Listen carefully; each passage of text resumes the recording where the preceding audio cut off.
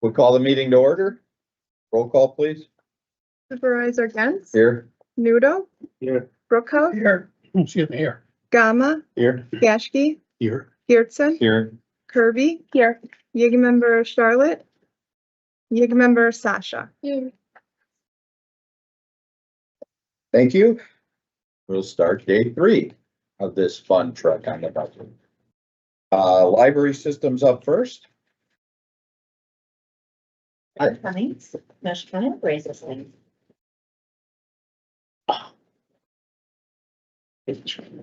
So page 393. 393.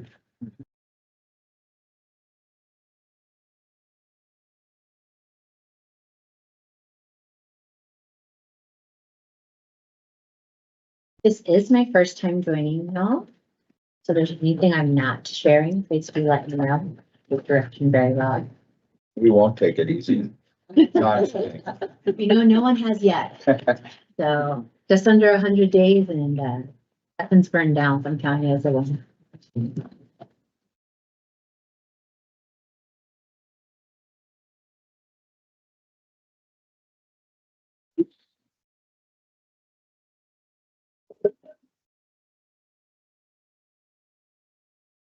Anytime you're ready. Okay, I was just seeing if it was going through. So, the budget that was submitted includes the 2025 narrative and then the system budget request, which is a total of $2,892,683,3 for 2025, which covers the anticipated non-resident use, and expenditures and balances. Exactly, both are expenditures and revenues. Are there any specific questions that you would like me to? Committee, do you have any questions? Supervisor Kirby? So what are the data processing costs? Just out of curiosity. Yeah, so the data processing costs include the server maintaining and all of the funds for the Kenosha County Library System go straight to the resources that we use. So there's additional costs in the data processing that are for our vendors, providing the appropriate security information and certificates for those as well. Okay. Anything else, Supervisor Kirby? What is the increase in supplies? More stuff, inflation. Overall, the increase in supplies and find that line.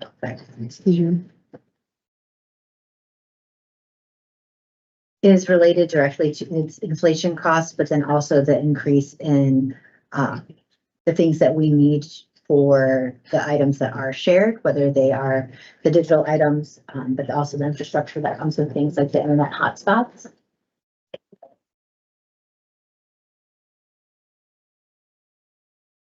What about the difference in the number in the resource library service?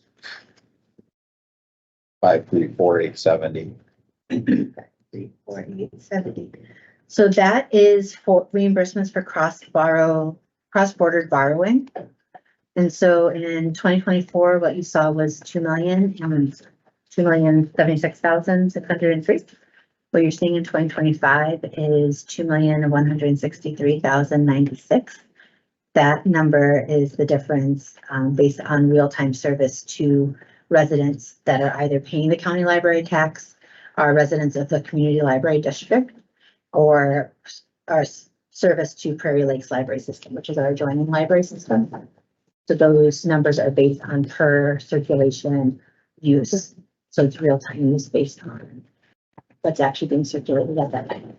So it's a real-time number, and that's how it can fluctuate is Yep. based on real-time use. Absolutely. And so the numbers that you're seeing for 2025, because we are using real-time use, these are based on circulation numbers from 2023.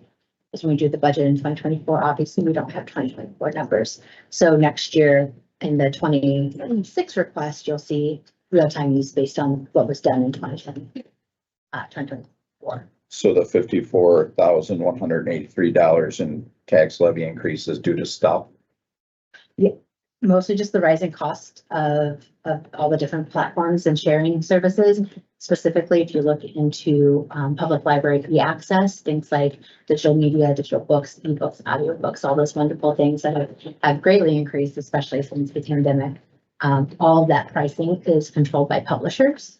And while we do make the best use of group buying and group purchasing power, it is an inflated market. Okay. Committee Supervisor Gash. Mr. Chair, I move for the library system proposed budget. Been moved by Supervisor Gaske, seconded by Supervisor Kirby. Any further questions or comments? Supervisor Stocker.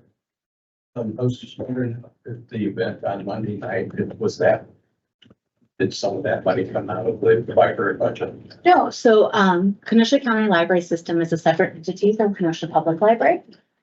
Two separate entities. Kenosha Public Library is a member of the county system. And so all of our programming money for Kenosha Public Library comes from the Kenosha Public Library budget. All of the monies inside of the Kenosha County Library System go to shared resources that are predominantly technology or e-resources. I, like, well, at 4 o'clock, I had somebody call me and ask about a book that they tried to get. And they said that it didn't meet community standards, but I was wondering if that's a financial issue or is that and it was a Navy SEAL guy to plug in. Yeah. I'm just like, what standard did that mean? Yeah, so I can't answer that directly without looking at the title and matching it up to our criteria. I'm happy to share over Kenosha Public Library selection criteria. It is available on our website. But that would be through the individual libraries. That'd either be through the city library or through community library, which is Salem Lakes and Twin Lakes. The system itself does not purchase physical books. I thought that no books were banned. And it sounds like this would be one of those, it would be a situation where a book was banned, and I just think it would be something. Yeah, I'm happy to clarify that. So we do have requirements for the books that are added into the collection. Obviously, in the world of self-publishing, and anyone can create a book on Amazon quite quickly, making sure that it's factual, to date, and contain information that is not dangerous to our constituents is really important. All of that is detailed in the collection policies for both KPL and community library, but that isn't a system. Yeah, I'm happy to answer any other questions. Yeah. Any other questions or comments? It's been moved and seconded. All those in favor? Aye. Any opposed? Thank you. Thank you. Passes unanimously. Thank you. Kaba.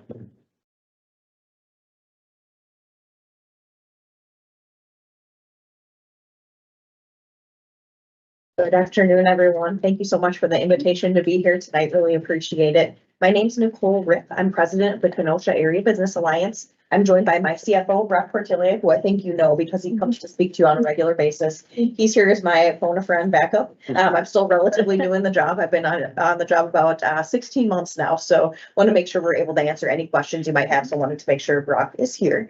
But first of all, just want to say we are so grateful for the partnership with Kenosha County. We would not be able to do this job of economic development here in this area if it weren't for the strong support and relationship that we have with all of you. I would say it's been really interesting to me over the last year, since the last time I talked to you, just seeing all the different ways in which we collaborate with various departments and staff members that are part of your team. So obviously we do a lot with the county executive, and we're very grateful that she's so business friendly, along with all of you as county board supervisors. It really makes our jobs easier when we will talk to businesses and they know that they're coming to an area that is business friendly and is welcoming. I'm really grateful to Patty and Barna and everything that they do on the finance side. We have a lot of collaboration there. We work with the planning and development team, Andy Bueller and his staff, on a lot of different initiatives, particularly relating to housing, which I'll talk about briefly at the end of my remarks, as well as UW Extension. Savannah Meyer has been a great asset to our team. We view her almost as an extension, which I guess that's kind of the whole point of why Extension is called that, of our staff. We actually had her present to our board last night. She did an investor survey for us, which helped us understand how we're doing when it comes to our programs, events, and services, and ways in which we're able to evolve them and build on that. So again, really grateful for the relationship. I would say, you know, our corporate attraction continues to be one of our core focus areas, and we continue to see a very strong pipeline of projects. And I will say, you know, I talked about this last year and really want to emphasize this again this year. That high impact fund is extremely critical in those efforts. We were able to attract 3 very large investments with significant job creation over the last 12 months as a result of that high impact fund really being able to help us close the deal on that. So one of those projects is Smurfit Westrock. They're a Fortune 200 company, a corrugated cardboard manufacturer. They're building their largest, most state-of-the-art facility across the country at Logistics Center Pleasant Prairie. So as you know, that's the former We Energies power plant site. It's obviously a catalytic project there because it's the first building. They're also putting in a rail spur with the Union Pacific, so that'll be able to spark that rail serve site. Really excited to see that. We've also attracted Concept Laboratories from the city of Chicago. They're moving all of their operations to Pleasant Prairie. Really excited about them. They're a skincare manufacturer that's growing very rapidly, family-owned company, and they're really excited to be part of the community here. And then the last project, we have not been able to announce yet, but they've actually signed a lease. So hopefully in the next couple of months, we'll be able to share this positive news with you. But this is a company that's in a very important energy related sector. So really critical to our economy here, and they'll be creating over 500 jobs. So really excited to share that with you once we get to that point. But again, in all 3 of those projects, we were able to close the deal largely because of that high impact fund. So really grateful for that support. We do continue to focus on business retention and expansion. So we do understand that the most important part of our economy here is our existing businesses. So we continue to have a robust visit program where we get out and talk to our existing businesses. We're doing a lot, particularly still in the talent space. We are hearing from our manufacturers, and that's a national trend as well, that talent continues to be an issue. So Brooke and Fusino are on our team. Has built a lot of very strong relationships with higher ed and with KUSD. So we're able to provide a lot of very customized training and pipeline services for all of our businesses, and we'll continue to focus on that. Life Balance also continues to be a robust initiative of ours. So that's something we continue to promote. We continue to add new sponsorships to help that with sustainability, and really do encourage you to please share that with your constituents, because that's obviously a great resource for learning more about the community. Even if you lived here a long time, has a lot of good information. And then I would also say, you know, our efforts truly are countywide. So I know you see a lot of the development happening along I-94, but Salem Business Park is doing really well as well. We just had Keen Edge open their new facility. So they're the most recent tenant in that park. They relocated from Northern Illinois, so really excited to welcome them there. We held a business park roundtable there a couple of months ago where we invited all the businesses in the park to talk to us and to the new Salem Lakes Village Board. And it was great. A lot of the businesses knew each other already. So that's always a positive. You see that they're interacting with each other and they're providing services to each other. And then just the last thing that I wanted to add is, I know that last year I had mentioned that we're going to explore the housing space. So we're hearing from all of our major employers and smaller employers as well that housing is the biggest issue that they're dealing with right now. Their employees cannot find housing here. Our job growth is off the charts and our population growth is relatively stagnant. So in order to help attract people here to fill these jobs and help our companies be successful, we need more housing options. So I'm very excited that we are partnering with the county on a countywide housing task force that will launch on November 6th. We have our kickoff meeting that day, and we've invited a variety of stakeholders to be part of that. We're not experts on housing. I don't know that I've ever really worked on housing as an economic developer. It's a newer area that we're starting to get into. So we want to make sure we're as smart as possible on that. So we've invited home builders, developers, banks that are financing development, banks that are financing mortgages, our large employers, all of our municipalities to be part of those conversations. And we're really going to start digging in and trying to develop some tools to alleviate the housing shortage. So we anticipate that's going to be about an 18-month effort. A lot could happen during that period of time, but we're hopeful that by the end of it, we'll have some pretty strong recommendations, including recommendations for us as CABA of tools that we can develop to help alleviate that housing shortage. So with that, I would just say, you know, we continue to evolve to meet the needs of the business community and the community at large. But again, really excited about everything that's going on here at Kenosha County. And again, so grateful for the partnership. We couldn't do it without all of you. So thank you. That answer any questions? Any questions? What's the name of that task force that's starting in November? It's called the Kenosha County Housing Task Force. Not a very creative name, but I'm not a marketing person, so. Yeah, that's exactly right. Everybody knows what it is in the title.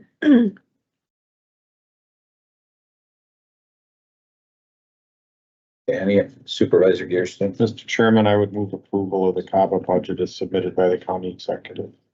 It's been moved by Supervisor Gearston, seconded by Supervisor Nudo. Any further questions from anybody? Seeing none, all those in favor? Aye. Any opposed? That passes unanimously. Thank you very much. Really appreciate it. Have a great day. Thanks, everyone.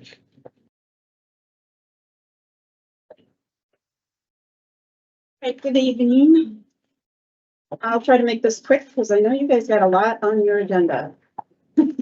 Thank you. So, I'm Reggie Walagora, the Kenosha County Clerk. My budget pretty much stays the same. There's a few increases, a couple of decreases. But overall, there's not a lot of change. I had requested an increase in overtime, by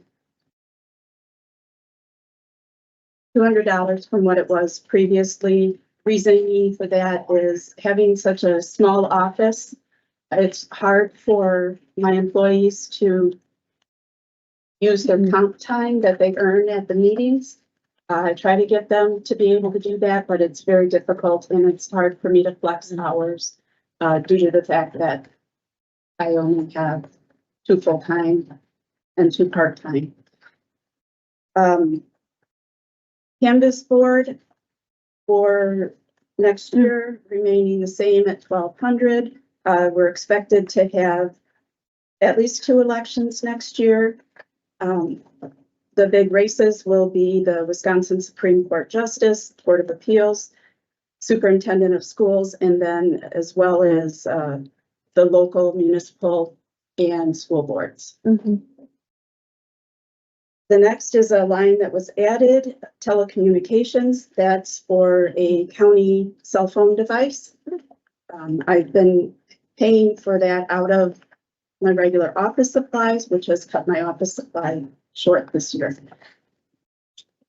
The next one that we're looking at is machinery and equipment. I'm asking for an increase to 3,200. This is to purchase an additional passport photo system kit. This is the only equipment purchase I expect to need in the upcoming year for the clerk's office. Our previous photo system was working at the time when we had purchased the last new photo system. It has since failed, so we are down to only 1 photo system. And I'd like to just make a comment on that. Last year, it was approved in the budget to increase the fees for a photo, passport photos from $10 to $12. And it's made a substantial impact on the amount of photos we do and the revenue. And that is all revenue that just, we make about $11 or so per photo. We charge 12, we make about 11. And so far this year, we've brought in $16,416 in revenue just from taking photos, not including passport applications. So within that, it clearly makes sense to purchase a second system so we can continue to try to expand our services out at KCC, having passport days out there that we've been limited because we only have the 1 photo camera system right now. I also would like to make a comment about all of what was approved in the 24 budget, all the increases. We have not received any complaints, and it has made a good, quite a difference in the revenue within my office. And yes, it's a very small budget and we don't generate a lot of revenue. We're more service oriented, but it really has helped, just those little changes that we made. So next would be office supplies. We remain at 1,400. Printing and duplication remaining at 3,700. Election supplies, that will decrease in 25. In the odd years, we only have spring elections unless there's a special election. So that is, so I'm decreasing the request down to 35,000. I will need to purchase supplies that the county's required to provide to the municipalities. Honestly, I've been using the supplies that have been purchased years ago and making adjustments, and I've used up almost every piece finally. And so I do need to get new updated supplies. Publications and notices will remain the same. And in regard to the election supplies and publication notices, I just would like to add that in 2023, the spring elections alone, we were reimbursed by the municipalities $16,784. So even though like we have to spend this, we do get a portion of this back. Other publications, it was increased last year due to the tax deed notices and publications. Since then, it's worked out differently that all of this is paid through the profit and loss account through finance. So I am decreasing that to 400, from 700 to 400. Mileage and travel will remain the same. Staff development is an increase of $500, increasing it to 3,000. Mainly, this is because the prices have increased both on registration and hotel costs. And also, I would like to be able to provide some of my staff additional training that has a cost that would help them with the election process and learning more about elections.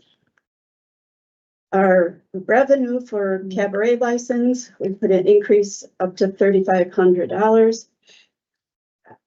We have a few, all of our cabarets were renewed for 2024. We have a few new licensed in the process. And I'd like to just give a shout out to my chief deputy for her diligence. Amanda, she discovered a couple town establishments that were holding events that did not have a cabaret license. And so we were able to reach out to them and explain the municipal code ordinance. And so we're getting them processed. Marriage license waiver will remain at 800. But this year, so far this year, we're actually at 1,175. This isn't a guaranteed revenue. The waivers are issued based on the needs of the applicants. And the waiver amount of is $25, and 100% of that goes to the county. Our marriage license is one of the areas that got increased last year, went from 100 to 110. As of yesterday, we have issued 852 marriage license showing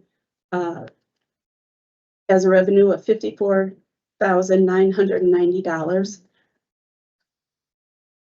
I expect that we will surpass the amount that we issued in 2023, which was 878 or 879. The difference in the fees, though, in 2023 was only at 48,384 when we had 879. We have less issued right now and quite a bit more money for that. County clerk fees remain at 2,400. This is an area where there was an increase made to the notary charges and to so a simple notary going from 50 cents to $2, and then the more complicated, longer I-9 forms, wills and mortgages and things like that. Notaries were raised to $5. And so far, so at the end of 2023, before those increases, there was 368 total in this account. As of yesterday, we're at 1,023, and that's due to the increases. Passport fees increasing to 80,000 for revenue. 2023, we serviced 1,529 total first-time applicants. As of yesterday, we've done 1,179. And our current revenue is reflecting 58,000 in that revenue item. Just to understand, the fees that the county receives through the passport application is $35 per applicant.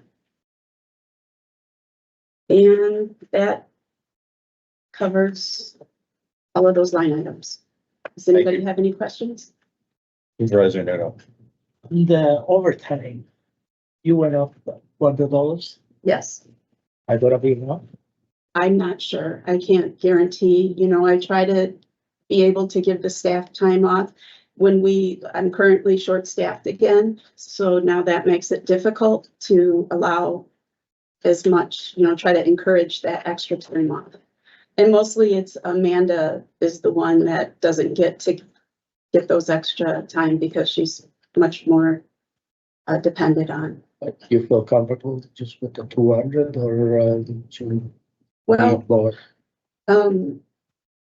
If I did more, I would say maybe 3,500, 4,000. I don't, like I said, we do encourage them to use their comp time. Because I know that it's better for the county. But that's where I stand with that. Arna? I can make a comment. So there is flexibility within the personnel appropriation. So if she goes over that, she can cover it with the other. So the 3,200 should be comfortable level, Yeah. let's say. Yeah, if it's within 500, she'll have it. Okay. With that, I'll make a motion to approve. Second. Been moved by Supervisor Nudo, seconded by Supervisor Gearston. Any further questions? Can I just make a comment, Yes. please? Excuse me, I'm sorry, Chairman. I just wanted to quickly share some changes in our office. You all heard it at the Finance Committee meeting, the changes in the tax deed process. That is taking a lot of our time, taking a person away from our regular duties. I haven't requested extra help yet. I just want to give you a heads up as to how it is affecting my office. My office now has two heavily statutory responsibilities that have strict deadlines: elections and tax deed. I do feel that that was part of the reason I lost my most recent employee, was due to the stress of this position of handling the tax deed process. And I did, out of curiosity, I surveyed all of 72 counties with response from every county that only 16 county clerks responded that they have some involvement in the tax deed process other than just issuing the deed and transferring the property and recording it. I would also like to state that none of the other larger comparable counties have the county clerk doing this, what my office does. The changes in the statutes, everything reflects and directs the responsibility to the treasurer's office, not the county clerk. And I just would like to put that out there for just some thought of how this is going to affect my office or possibly Terry's office, depending upon how we want to go in the future. Okay? Thank you. Seeing nobody else, all those in favor? Aye. Any opposed? That passes unanimously. Thank you.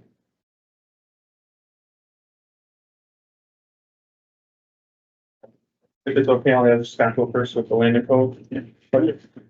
Sure. We're flexible here. Thank you.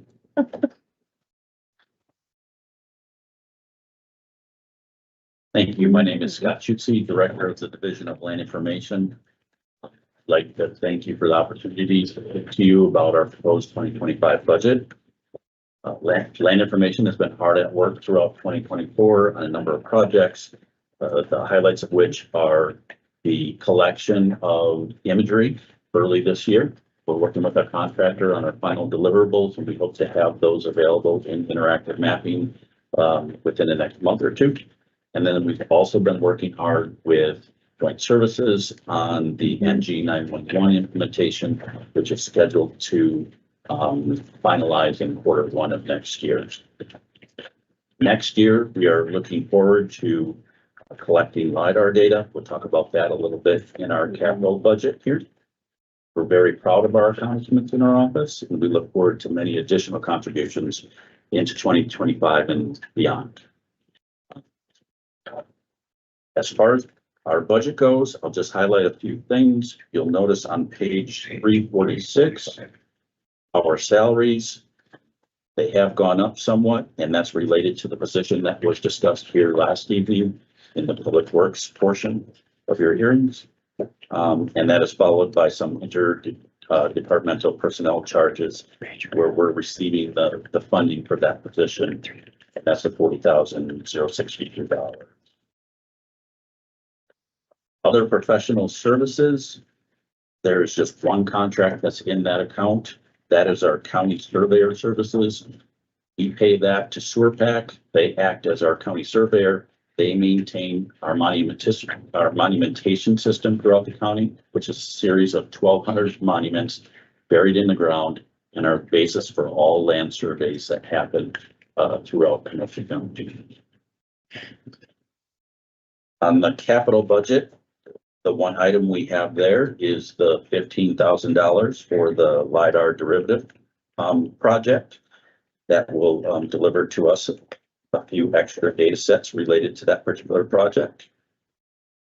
And the only thing that's not in this budget right now is we were recently awarded a $20,000 grant for the Wisconsin Land Information Program. For the last 5 years, that has not been in the budget in October, but I do bring that back to this committee in January or February, insert it into the budget when we know what project we're going to use it for. It will be a simple $20,000 into our budget and then $20,000 out at that time. We like to hear from you when you're bringing revenue in. That's a good thing. Right. I'd be happy to answer any questions anyone may have on the budget. Committee, any Supervisor Kirby? I always have questions. So, the first thing I wanted to ask is, in other professional services, we're decreasing significantly. Correct. So what's in there and like what's driving that decrease from this year to next year? Last year was a special year with other professional services because we had the NG 911 project monies tied up in that same account. So there was 2 projects last year, but for 2025, we're moving back to 1 project, which will be the county surveyor Okay. contract. And then my other question is on the state grant projection, and it's more of our actual right now is negative as of 6/30 for the state grant projection, for, I believe that's revenue. And then we're projecting 101,000 in state grant revenue. So it just looks funny. So I'm wondering what that is. That's correct, because we have, some of those monies in that account go to IT. And we moved some of those monies already this year and we were in the negative. Okay. Do we still actually expect to hit that 101,000? I believe so, yes. Okay. And then why are we dropping to 1,000 for 2025? That $1,000 represents a training and education grant we received from the Wisconsin Land Information Program. Okay, so and then we'll increase that number if we receive more grants. Is that the? Correct. Okay. That's the 200,000. Yep. Or 20,000, sorry. He wishes it. Yeah, that's why I just wanted to kind of double check that that's. Nope, that's it. That's all I have. Thank you. Any other questions from the committee? Anyone else? Approval. It's been moved by Supervisor Gearston, seconded by Supervisor Gashke. Any further questions? Seeing none, all those in favor? Aye. Any opposed? That passes unanimously. Thank you. Thank you.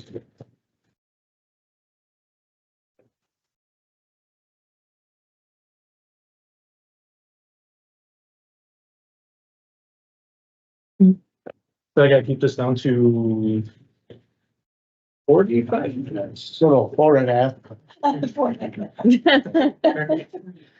It all depends where we put the decimal point on it. Okay.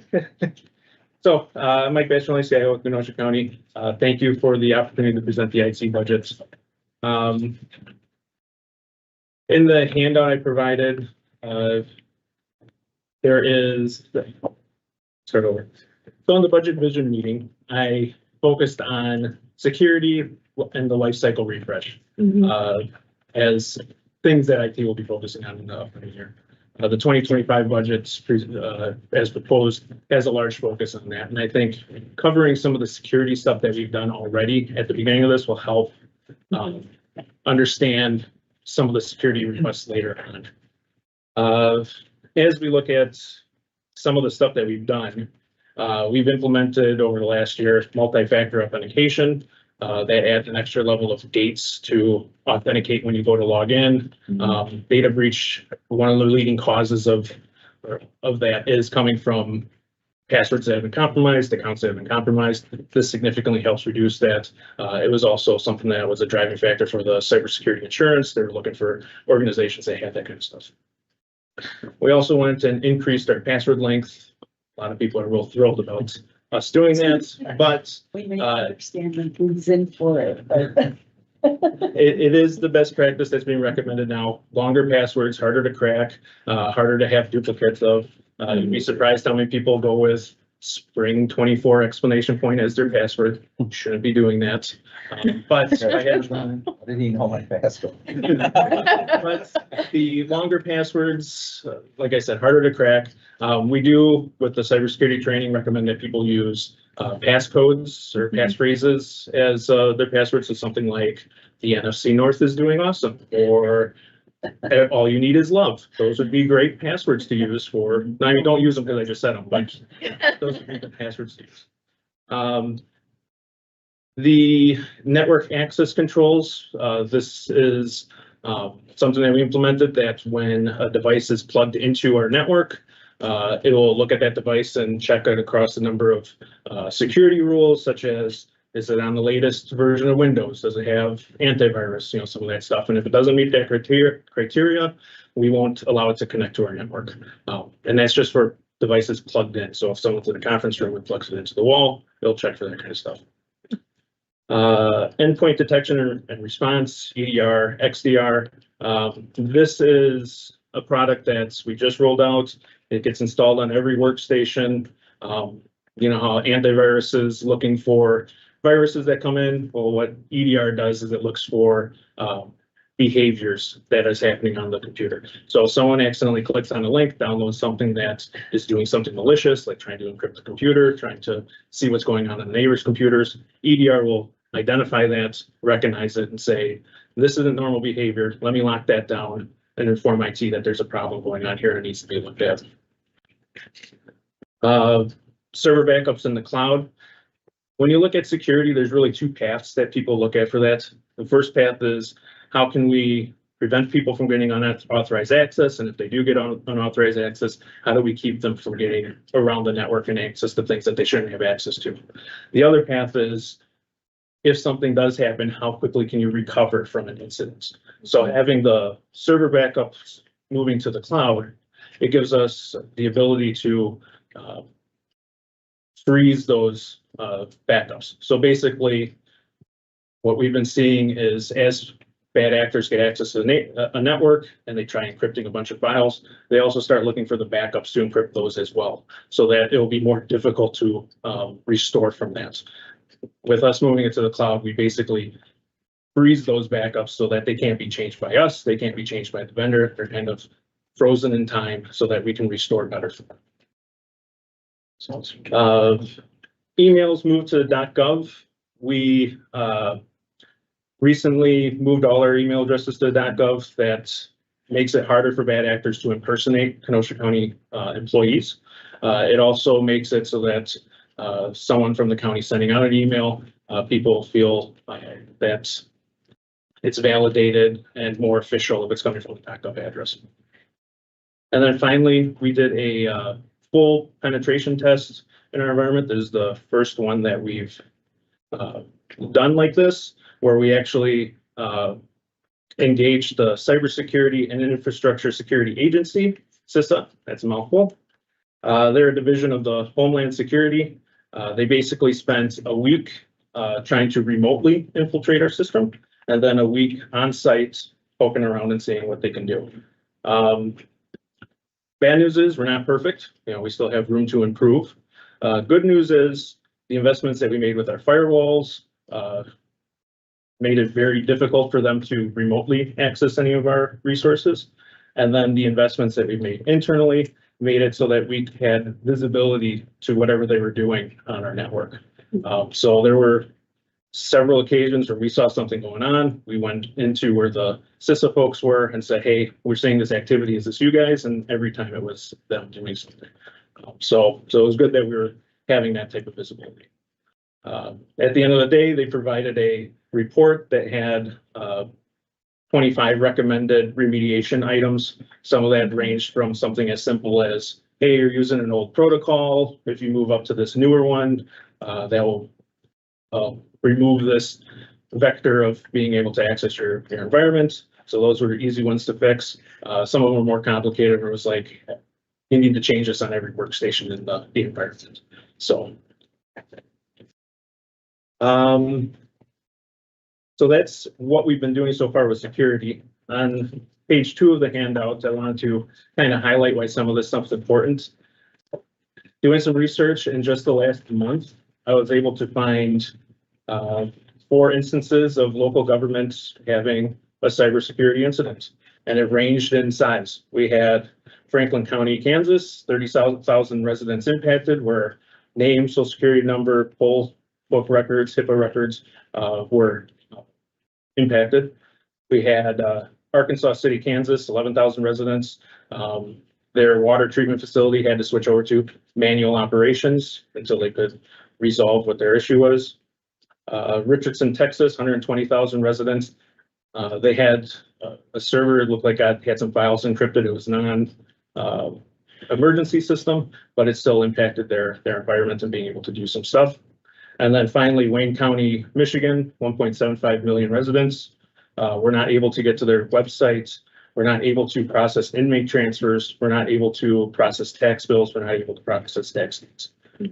So I just wanted to highlight security is a big deal. Local government's a target. Staying on top of these things are important. So that's all I had to cover for the actual security update that we had. Anyone have any questions on that specifically? Supervisor Kirby. Are there, do we currently do like phishing attempts? Okay, Yes. to just test to see how that goes? Yep, we have training campaigns for just educating people in general on cybersecurity, and part of those campaigns is doing simulated phishing attempts and seeing if anyone clicks on that stuff, and then having more training. So, yeah.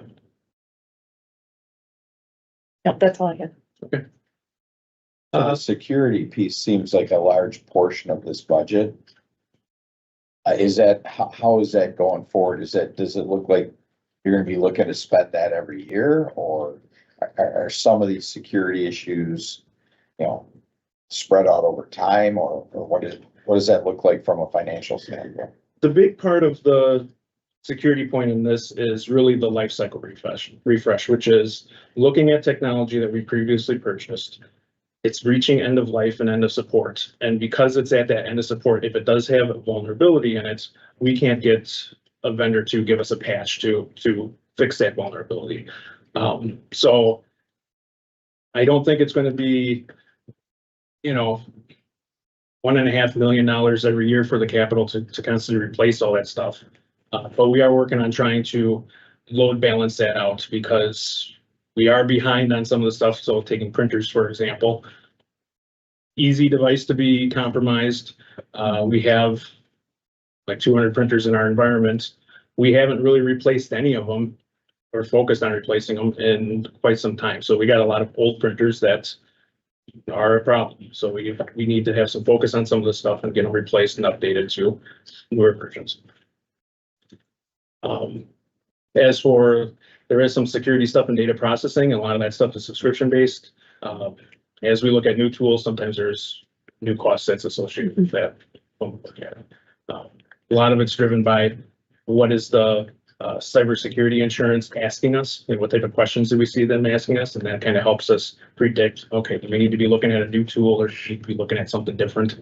But I think with what we have proposed currently has us covered.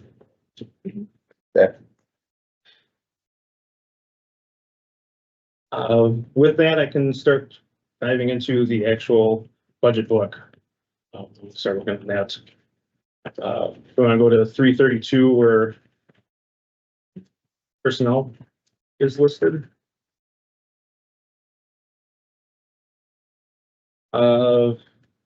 Starting with the personnel, I'm looking at one staff modification request, which is moving the IT services manager role to an assistant director of IT role. IT has become a mission critical part of the organization. You know, I have, if the internet goes down, if email goes down, if a laptop starts smoking, you know, work stops for quite a few people when that kind of stuff happens.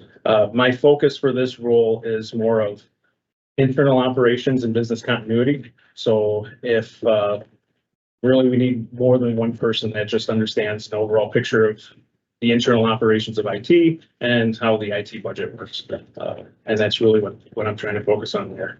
Ideally, if I'm not around, you know, having some hierarchy in place for people to also move to is what I'm looking to accomplish with that. This role would be focused on more day-to-day IT operations and efficiencies and being able to step in if I'm not around.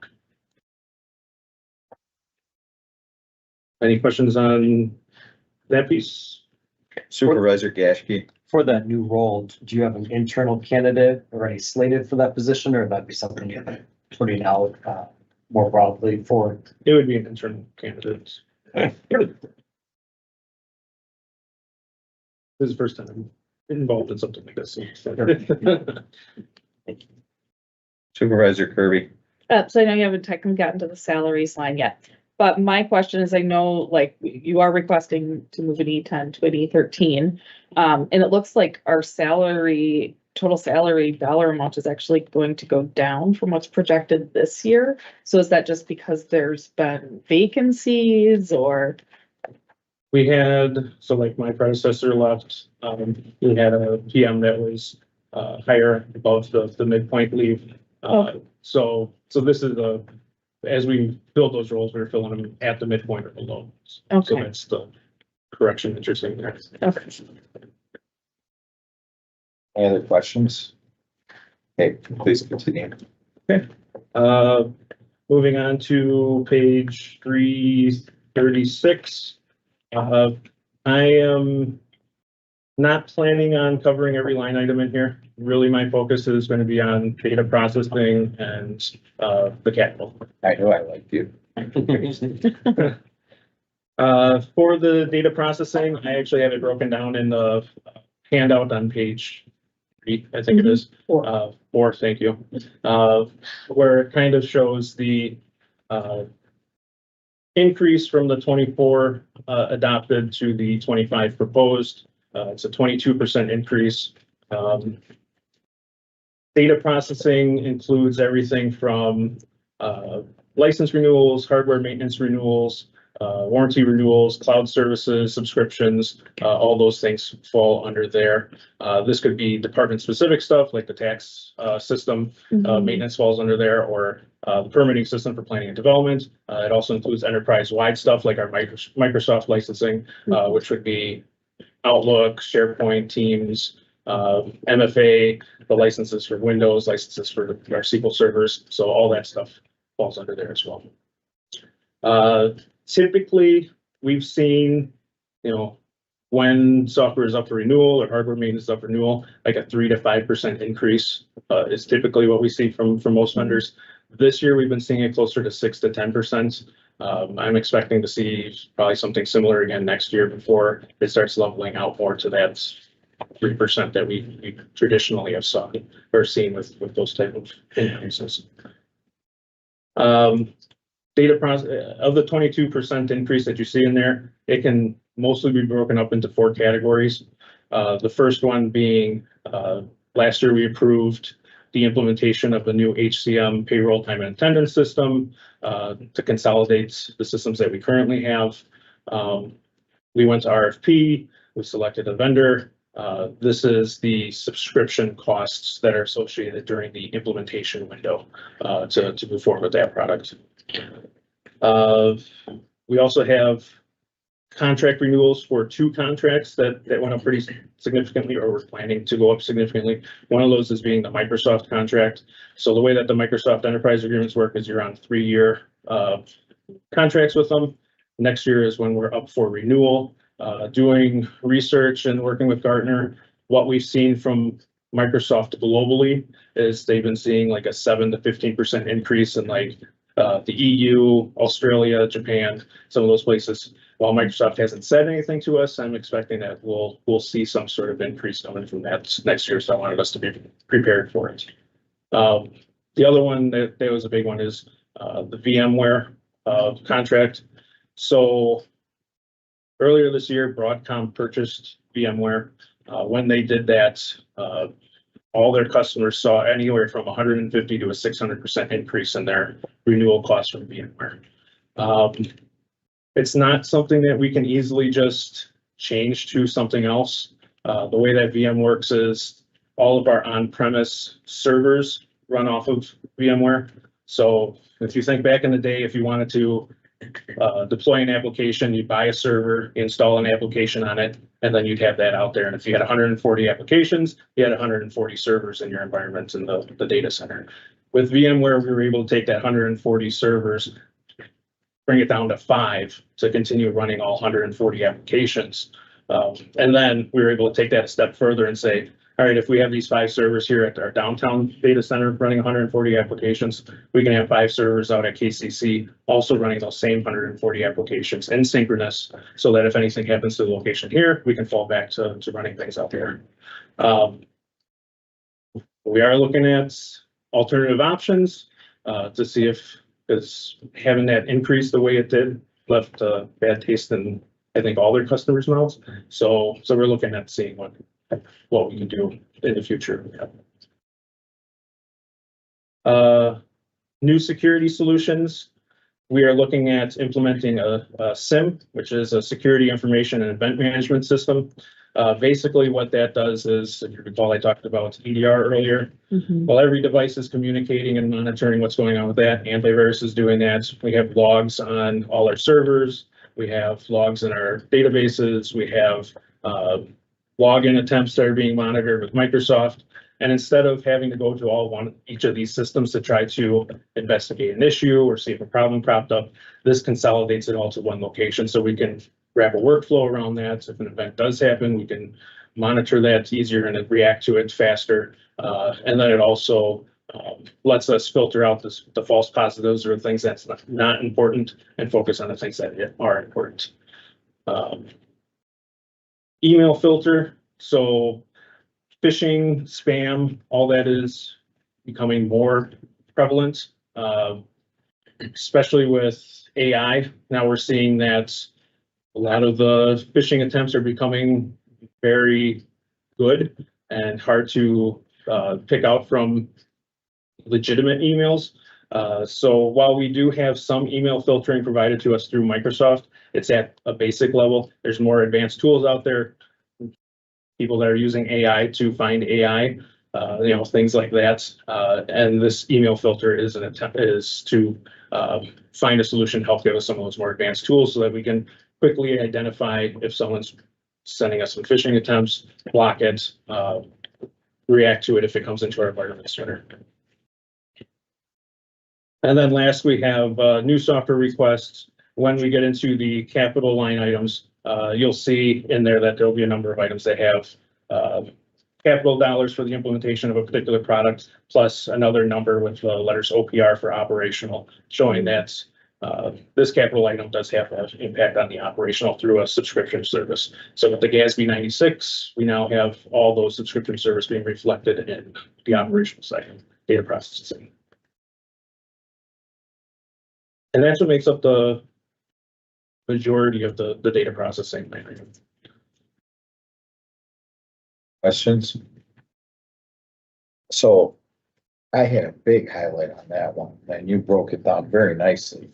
But once we get rid of that HCM project, are we gonna see this type of thing continue with this number with data processing costs?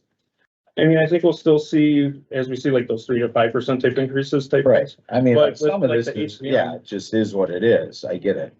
Go live is scheduled for 1/1/2026. When that happens, we'll be able to retire the current system that we have, and we'll see a decrease in those HCM costs with that. Okay, What he's saying very nicely is we may see a decrease, but other things are going to create an increase, so that line item is going to remain there. well, this is a lot of money, and I understand technology is here, but I don't know, and I understand the security of it, but this is a huge budget impact, so any way we can figure out to try to get some of this under control. I don't know. Okay, continue. Okay. I'm going to jump to capital unless anyone has anything else. Oh, feel free. Okay. So if we go to the appendix at the back.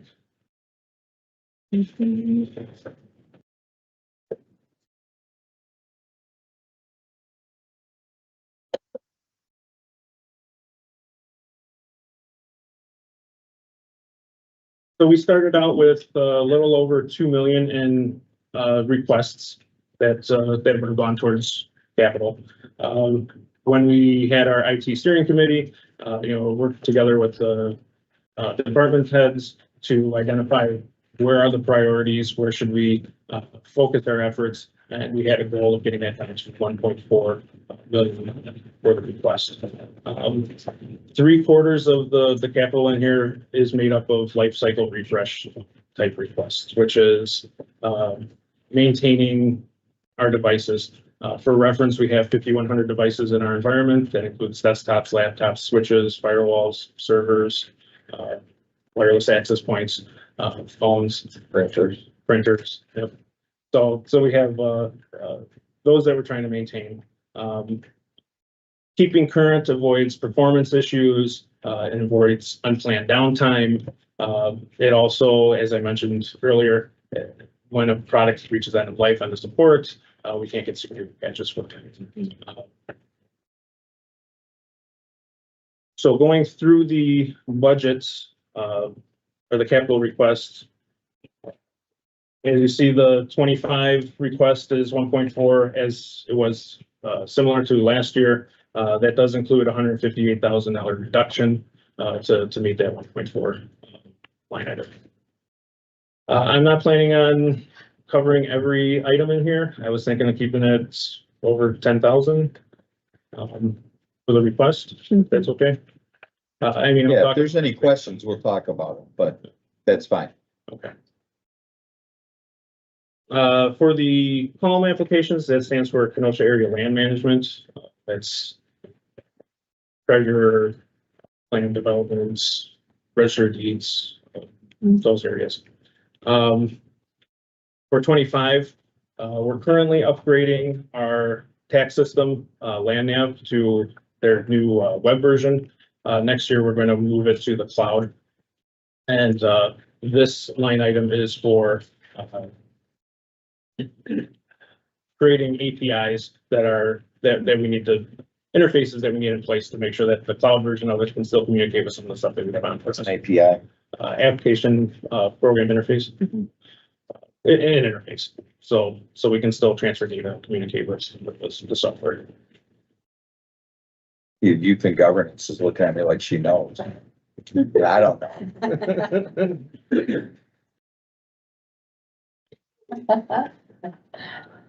Interfaces, if you need to transfer data from one system to another system, you need some way of doing that. So it creates like a communication. And so they talk to one another essentially. Yeah. That's a good thing. Yes. So like our delinquent tax app, that's something that we grew in-house. We want it to continue to work. But when it moves to the cloud, we don't have direct access to the database anymore. So we need to leverage the APIs that they have available to us so we can make sure that that application still works. Going to human services, the only item in there's a solution to deliver physical mail electronically. There was a request that came in that mail that they receive could have PII or HIPAA data in it, so they want a process to securely have that data digitized and then provided to the appropriate person, again, securely. And a lot of that stuff eventually moves on to the court system, which they require everything to be digital now.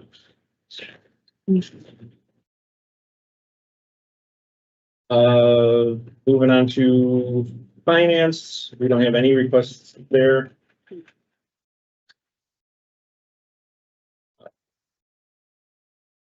And then moving on to county infrastructure. This is where a lot of the life cycle refresh stuff is. So the first item I'll cover is the security cameras for the jail and KCDC. This is new security cameras for areas that have no or low coverage. So it's any new security cameras. Laptop replacements for the applications team. We have 5 developers. Last time we bought their laptops was 6 years ago now, I think, 5 or 6 years. But they're at end of life and they need a little beefier machines to do what they need to do. More RAM, more disk space, and then we have one that helps heavily with the GIS environment, so it has a strong video card in it for that. Analog voice gateway. Even though we have digital phones, we still have the need for some analog lines, mainly being like some fax lines, the elevator lines, fire system lines. So those devices have gotten pretty old and need to be replaced. So we have that in there. The data center switch, that is our core switch. So this is the one that all our servers are plugged into. It is a higher bandwidth, higher speed than a typical switch.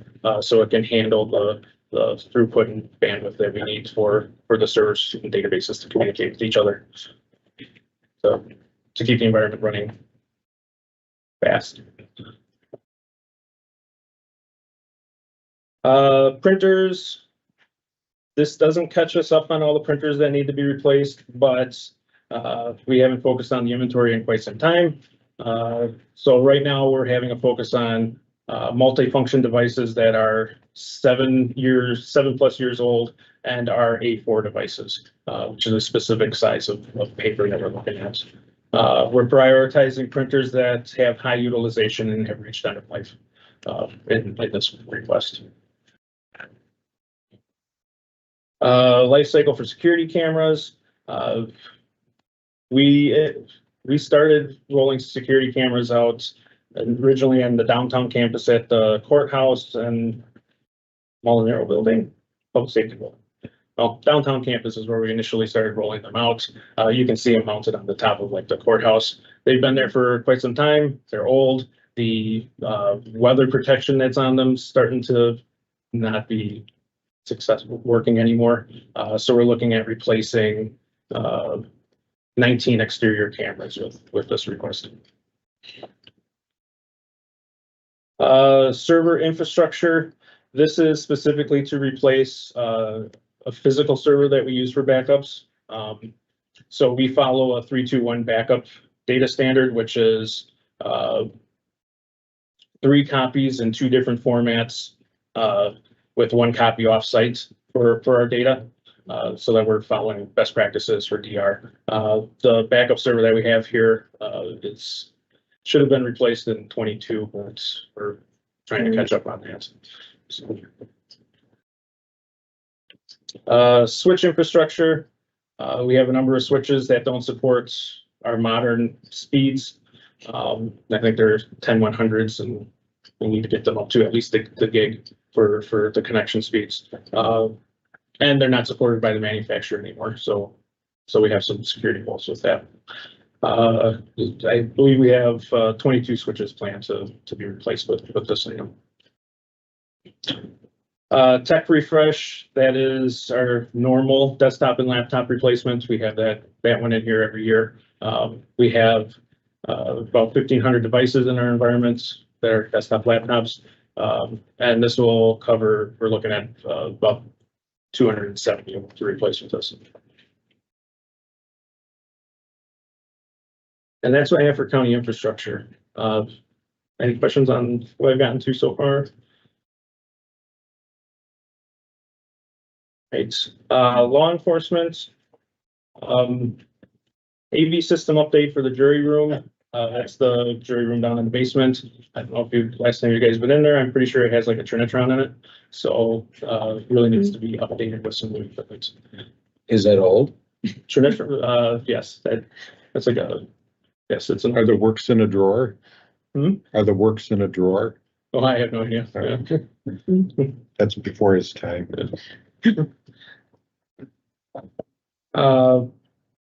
So we're looking at, I think it's a couple TVs to be in there for helping with their orientation and hospitality for the jurors while they're in there. DA laptops for clerical staff.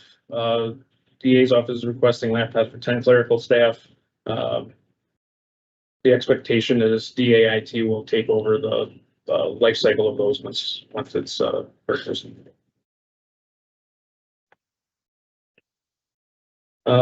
Jumping down to sheriff requests, we have Celebrate cellular phone software.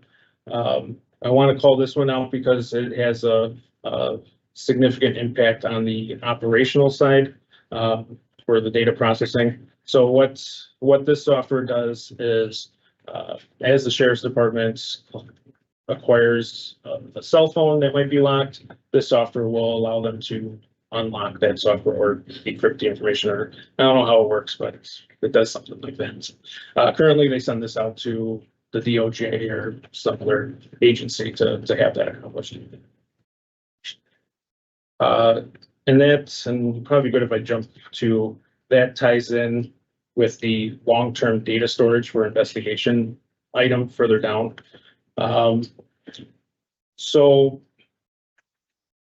Phones that you can get today, cell phones, they're coming in like 1 terabyte sizes now, which is pretty significant. So if they're decrypting these phones for evidence, that's now a terabyte that they need to store for one of those phones that they're at that size. They are running out of space to store this information. So they requested an external device that would be specific for storing this data as they accumulate it. What we found was a device that would allow us to grow over time. This initial purchase is for one that will hold up to 350 terabytes with the option to grow it up to 1 petabyte or petabyte. I think those things. Oh, they're in. Okay. Take your word for it. The other item that I wanted to call out was the Grammarly application. So that's a service to help. Again, it's not high capitalized, but it does impact the data processing line item. So what that one does is it's a subscription service to help use AI to like write reports and email communications and some of that stuff. We strongly discourage them from using the free version of it, and mainly for privacy and security reasons. So we're working with them to implement an enterprise version that does allow us to be HIPAA compliant and make sure things, CJIS compliant and all that stuff.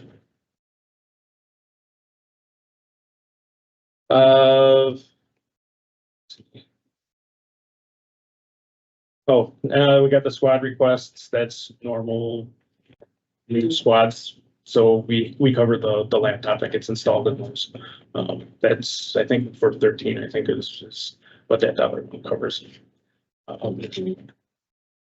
And then Wi-Fi expansion for KCDC and pretrial for healthcare needs. Currently, we have a workstation, laptop that is used to, whatever rounds that they do there with the inmates, distributing meds or whatever it is. Since there's no Wi-Fi in that area, when that device, disconnects from the network, there's like an offline mode for it, which they'll use to make sure that they're distributing the right stuff. When they connect it back up to the network, it's supposed to synchronize then whatever they were doing, so it stays up to date. Sometimes that synchronization process isn't working. We're spending a lot of time troubleshooting that and making sure that it's operating. So we think that expanding Wi-Fi in the area will, resolve that issue. And then moving on to Public Works. The only line item I had in there was the IT fiber cost for the radio tower, Powers Lake. That's not happening. So that item will actually get removed and we'll put it towards the deduction that we have to do to meet the 1.4 million.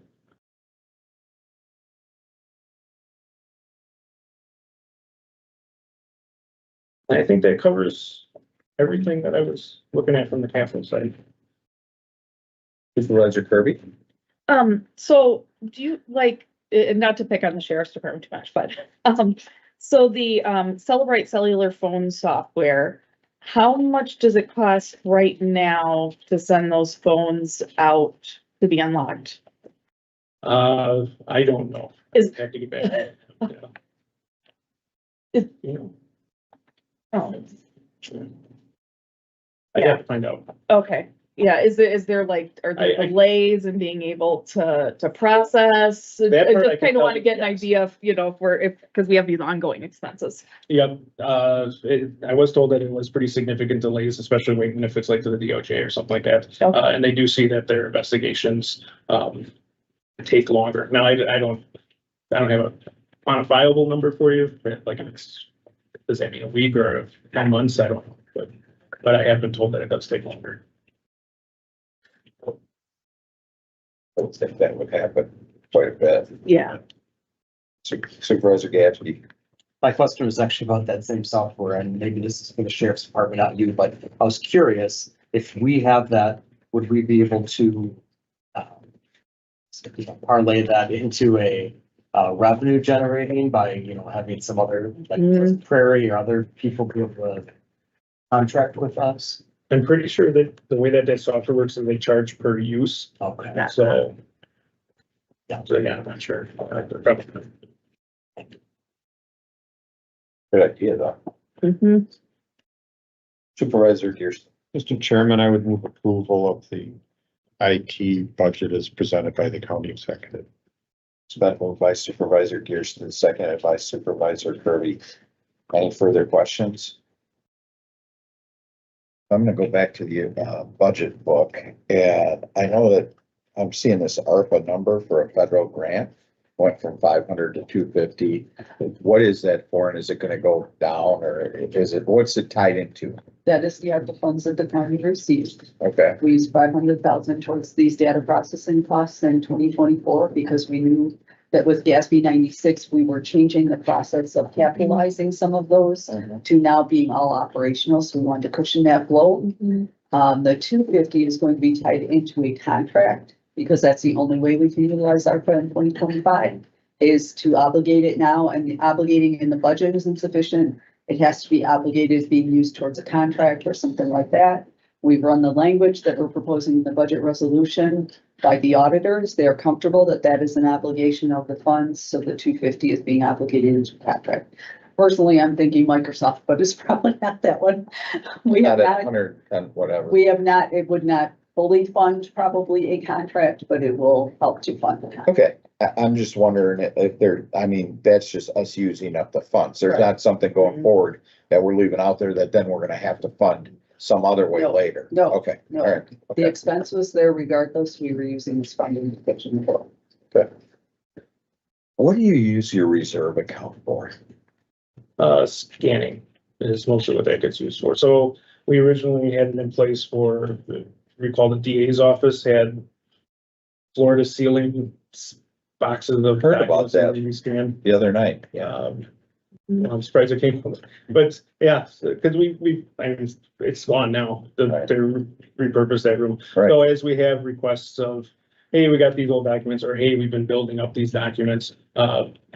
Before it was, we get a temp worker and someone was scanning in, they'd be doing that for like 10 years and it never get done. So we finally said, well, okay, let's work with a company that actually does scanning, have them scan it, index it, get it back to us, and we'll put it in Laserfiche so we can have access to it.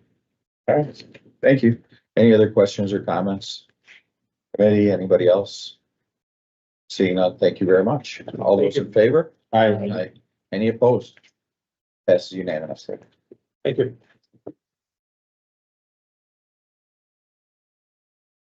Finish early. Human service, I saw that. Human services.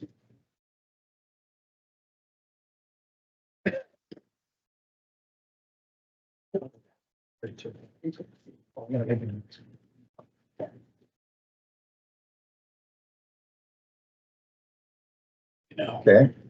Go ahead, Barnum. So I need to announce that the Human Services Committee approved a recommended adjustment to the budget that was passed by the Board of Health.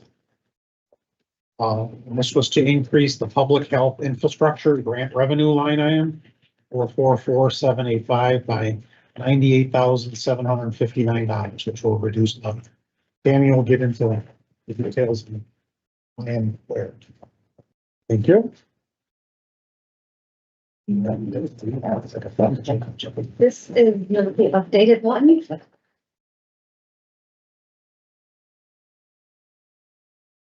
Thank you. All right, so we'll start on page 1 for the human services overview. The 2024 adopted to the 2025 proposed. We are proposing a 1.268 million increase, or 6.1%.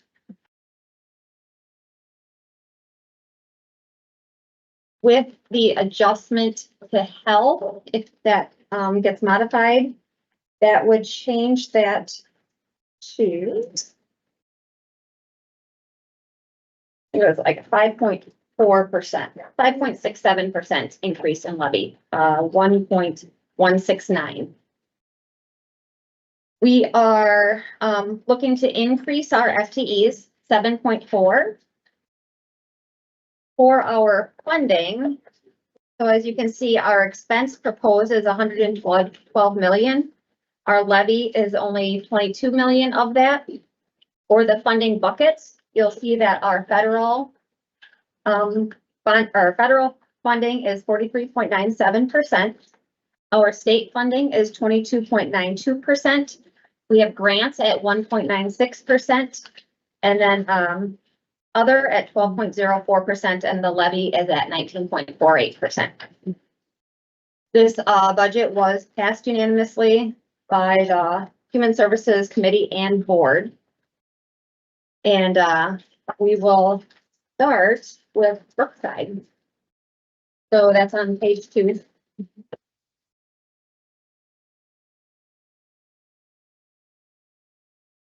So for Brookside, the reserves, when they're a negative, that's actually money going into their reserves. So we are proposing to budget 696,000 going into the reserves. We have for annual staff increases, an increase in expense of 237,000. We have added a nursing office manager 1.0 FTE for 75,000. There is a reclass of 4.0 FTEs from CMAs to from CNAs to CMAs. That was 4,200. In the budget proposed, there is staff development leadership costs for 15,000. A STAR program, which stands for Staff Thankfulness and Recognition, for 10,000.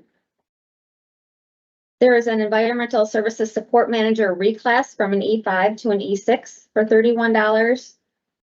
The life enrichment manager from an E5 to an E6 for $3,200.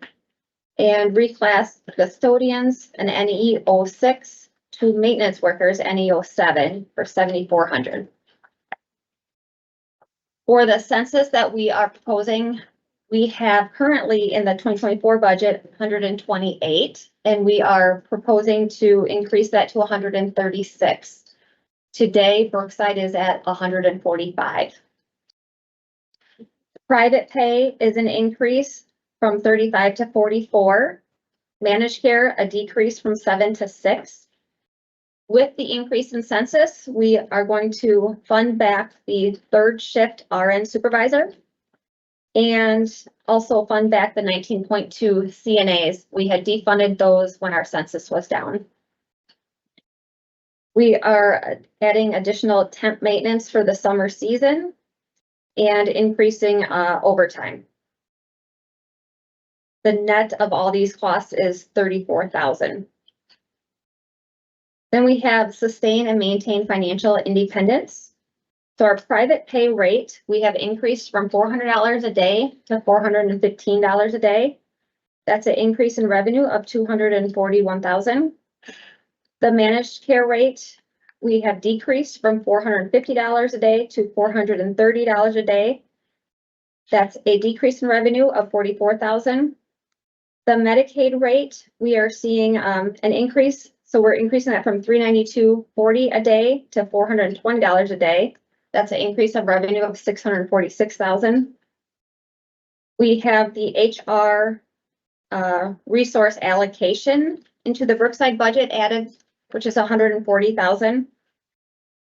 And Medicare B, increase in revenue of $25,000 and an increase in expense of $6,700.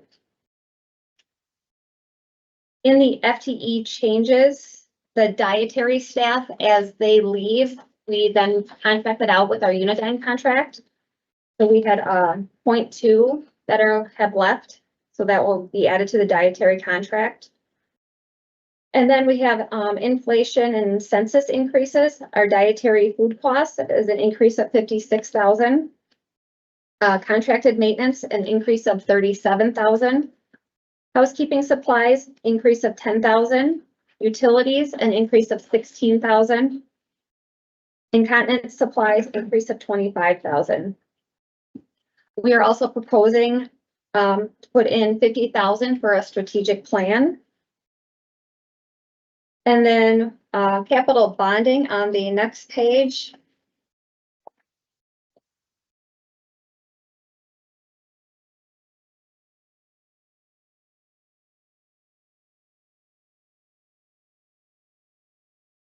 In the first section is what's coming from the operating revenues. There are buckets that we just have every year in there to capture miscellaneous stuff. So we've got $15,000 for miscellaneous in furniture and fixtures and $5,500 in machinery equipment.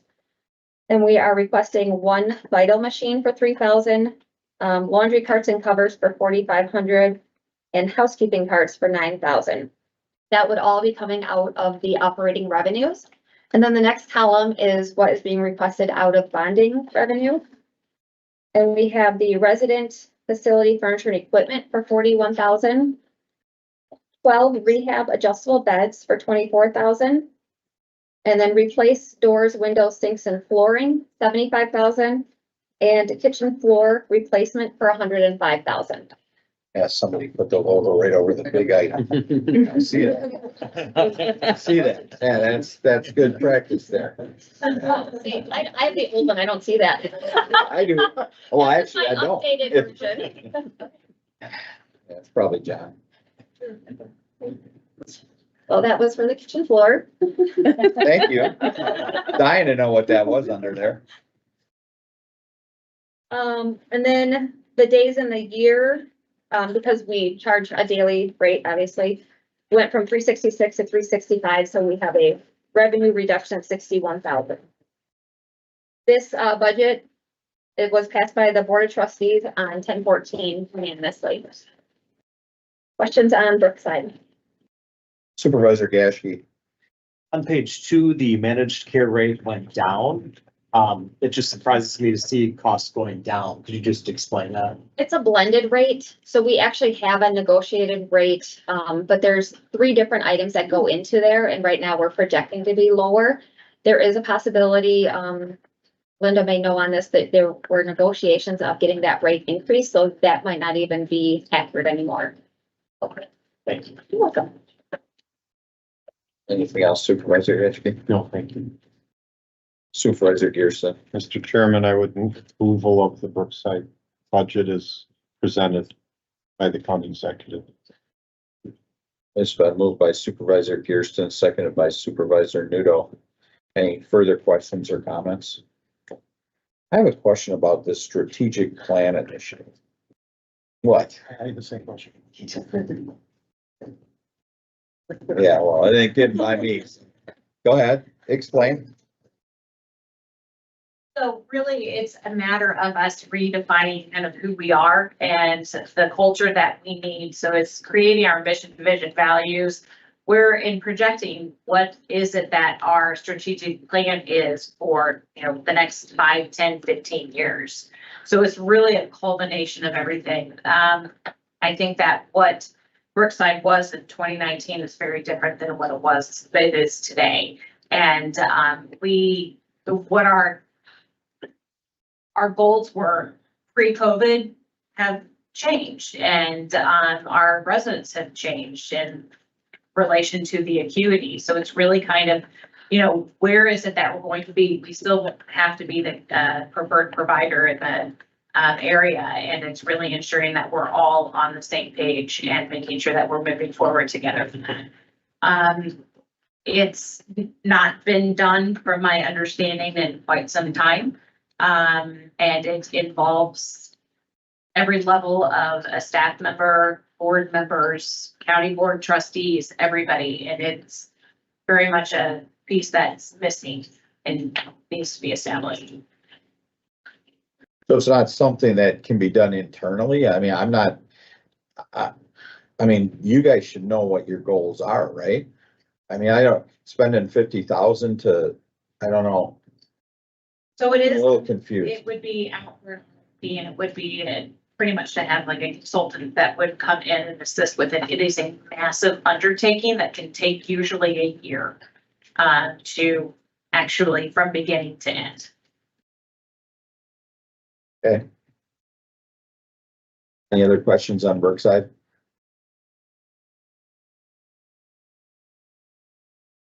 Where are we with the Unidyne contract and with that information? Can you shed a light on that with me? I mean, that's been talked about over the last couple of years. Where have we moved certain employees to being county, or what is that situation? Unidyne is when we're moving people from county to To Unidyne. Unidyne, okay. Yeah, all yeah. right. So as they retire or leave, then it gets absorbed in with Unidyne, and then they take on that position and hire that position. And through the years, I've heard some, people going back and forth about that. Is our service with that good, and are we smooth in that area? Yeah, I think it's been going great. Okay, all right.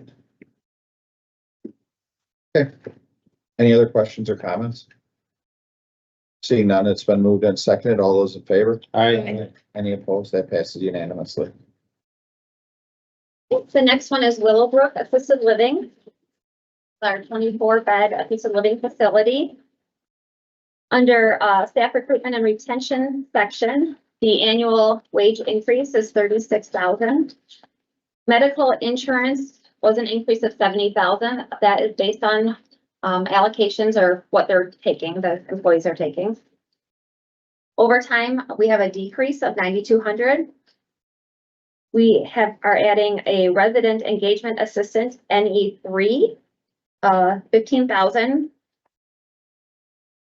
And that was a 0.4 FTE, and an environmental services worker, NE4, a 0.2 at 8,600. We're requesting to increase the rates 7%, which would be an increase to the revenue, 127,000. And we also have the HR allocation as well in here. That's an increase of 13,000. Food cost increase, we have in there for 15,000. And then for capital bonding, they have some courtyard doors that they want to make automatic, and that would be 16,000. They are budgeting 24,000 to add to the reserves. This was passed unanimously by the board of trustees on October 14th. Supervisor Nudo. Make a motion to approve. Second. Been moved by Supervisor Nudo, seconded by Supervisor Kirsten. Any further questions, comments? Seeing none, all those in favor? Aye. Any opposed? Passes. The next section is the Office of the Director.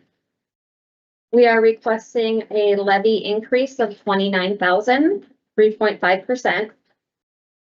The annual increase, including benefits, was an increase of 24,000.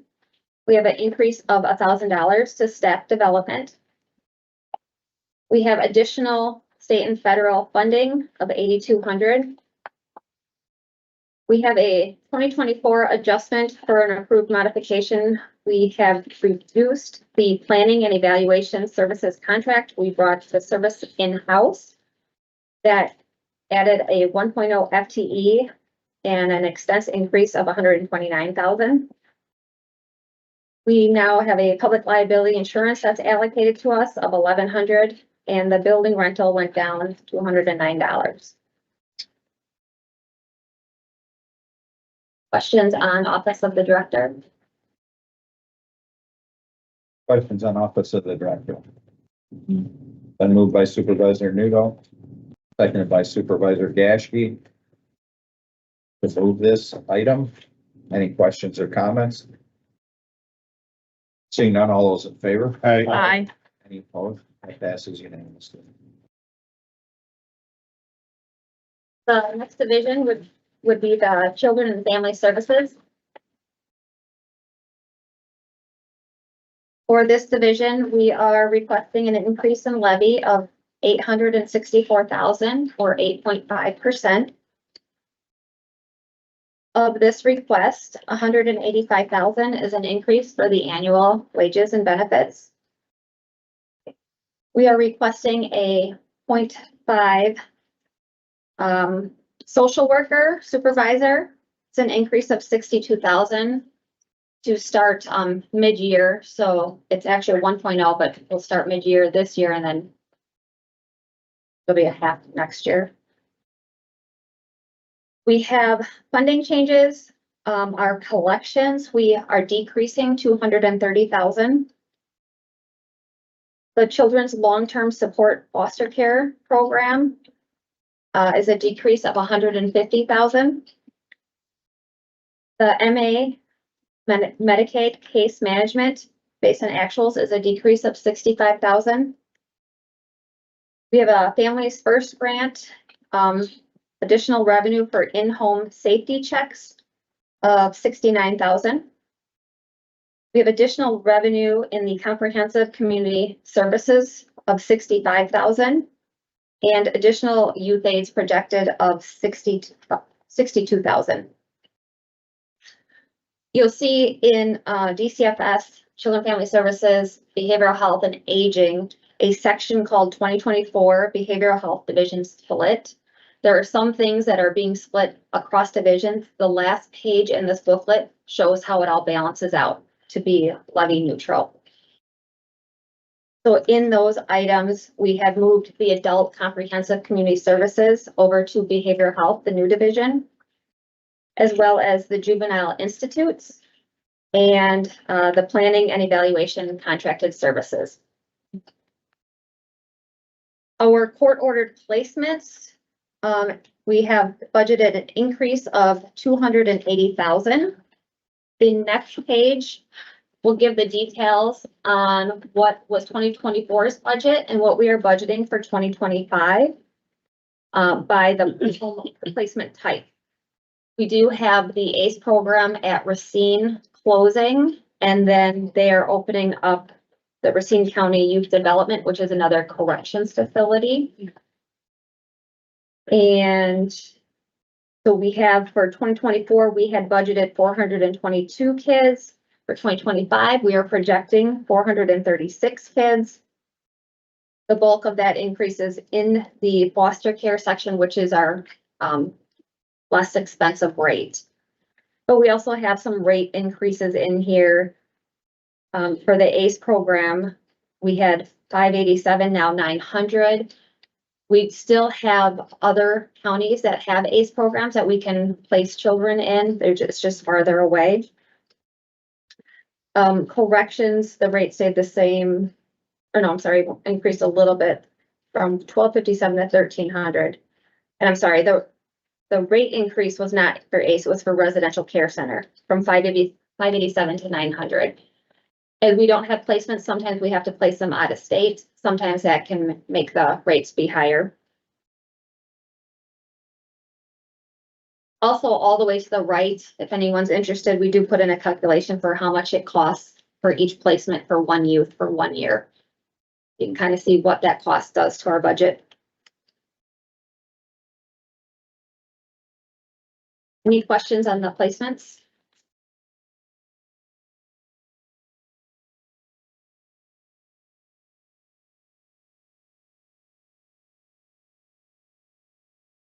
Cost for one youth for 1 year, Yes. $474,000? Yes. $1,300 a day. Ouch.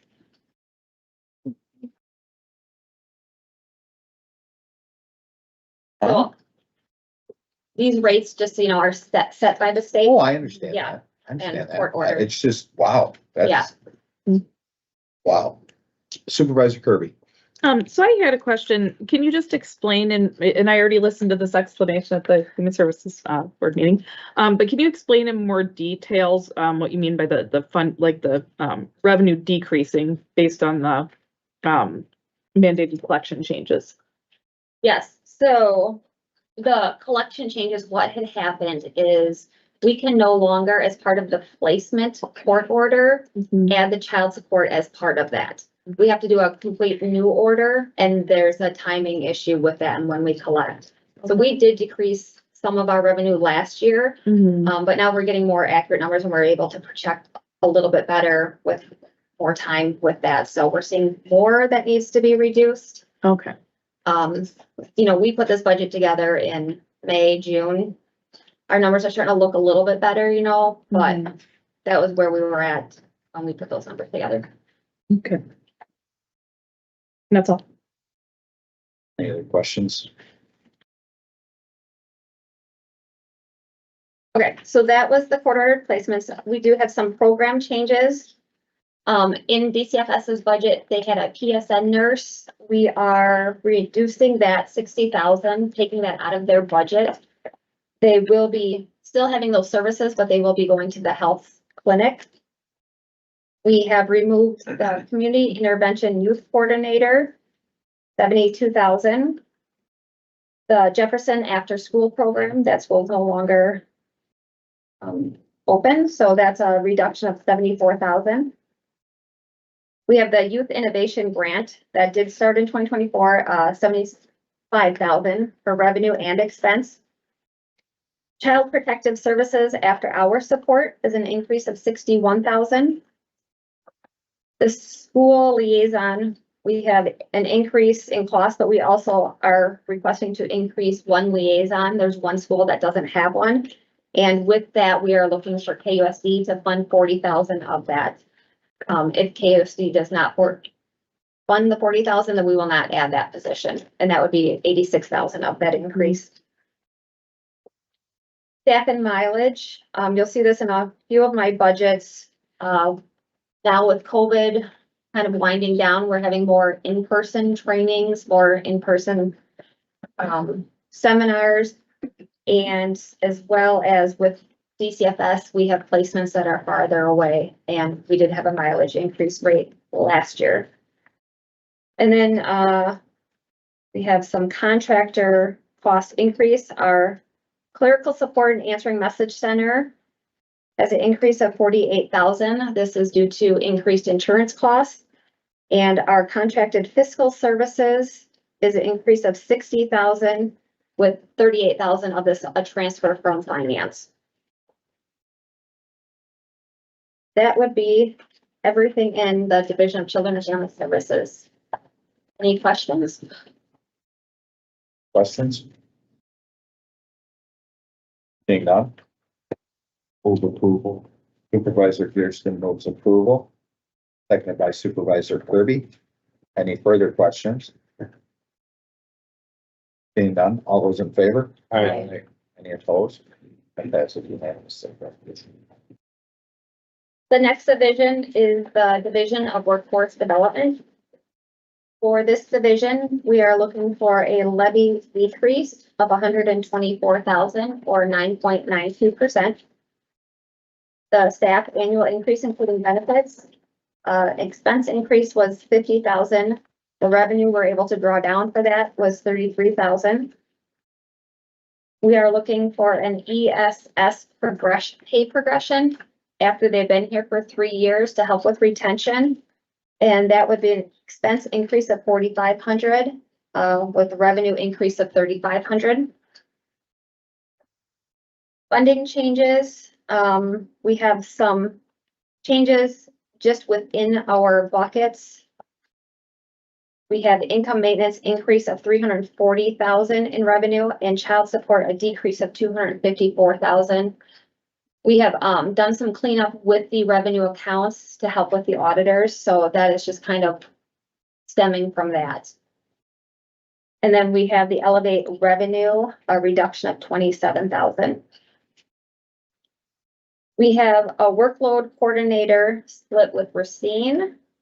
That is, the expense increase is $45,000 and the revenue is $22,500. Contractor cost increase is $28,000. Again, this is health insurance increases. And then in the workforce development is where our shares grants are. And we are looking to reduce the expense $105,000. And of this, $50,000 is ARPA funding that would also be decreased. We are also looking to reduce building our futures, $75,000. The liability insurance allocation was a decrease of $25,000, and the building rental was a decrease of $58,000. Questions on workforce development? Supervisor Kirby. So I did kind of want to get an idea. So what was, so I know of Building Our Futures because they do work in my neighborhood with kids. And obviously this is under the Division of Workforce Development. So what were we funding with Building Our Futures? So And are we gonna lose, are residents gonna lose something? Building Our Futures, in 2024 was $100,000. Okay. We only funded them $50,000 of that, and now it will go down to $25,000. They would need to look for donations elsewhere as well to help Okay. cover that. So is this kind of like a planned upon, we'll fund this much, and then as you build up, you can get revenue sources from elsewhere? They are constantly looking for revenue sources. Yeah, that's what I was gonna say. When I talked to Tatiana, she had indicated that this cut, they go into the reserves, knowing that she needs to keep searching for other revenue things, but they aren't looking at cutting any type of system change or programming that they're trying to push out in our community. They're gonna try to continue to Yes. maintain, Yes. okay. Yes.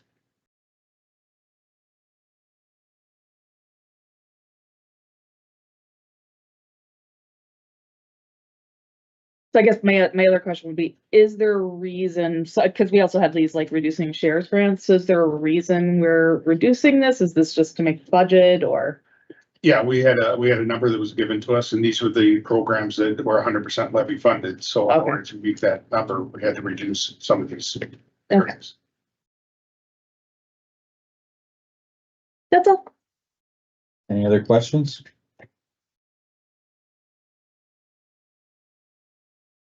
Approval of the budget of this budget, the workforce development budget is presented by the executive.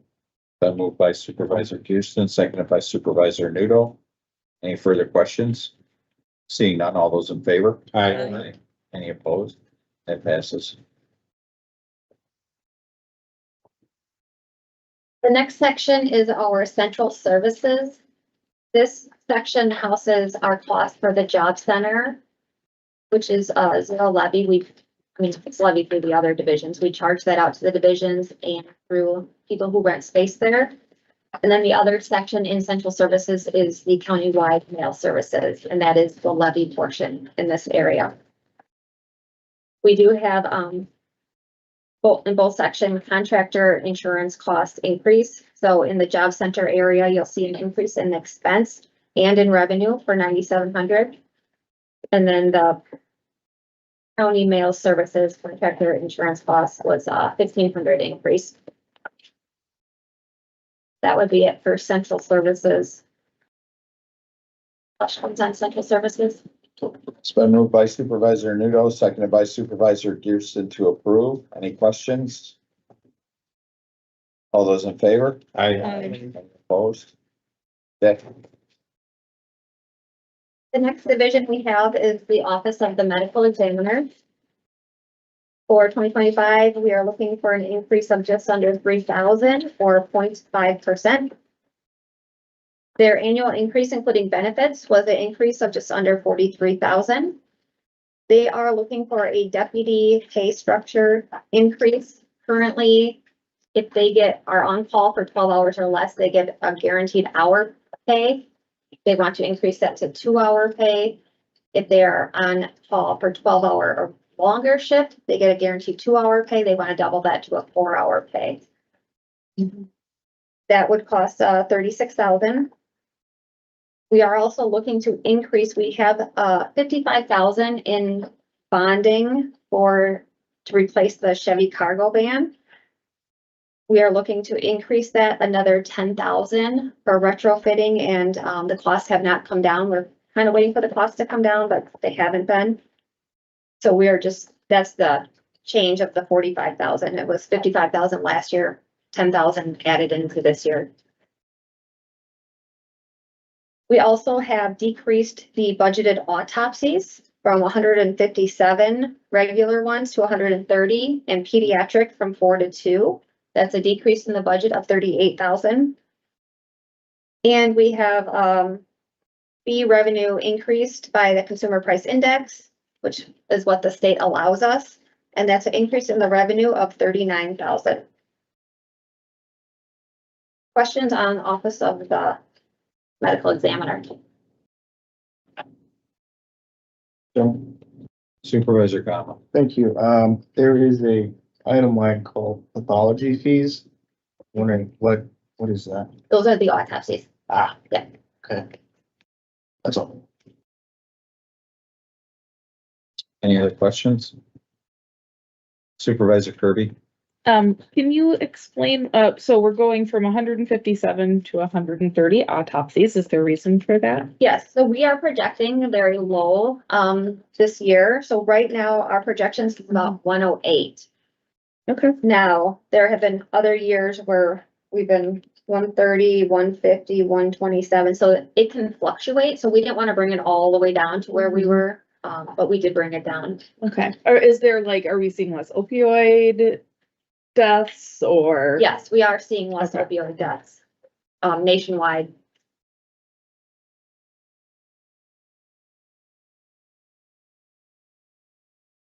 Any further questions?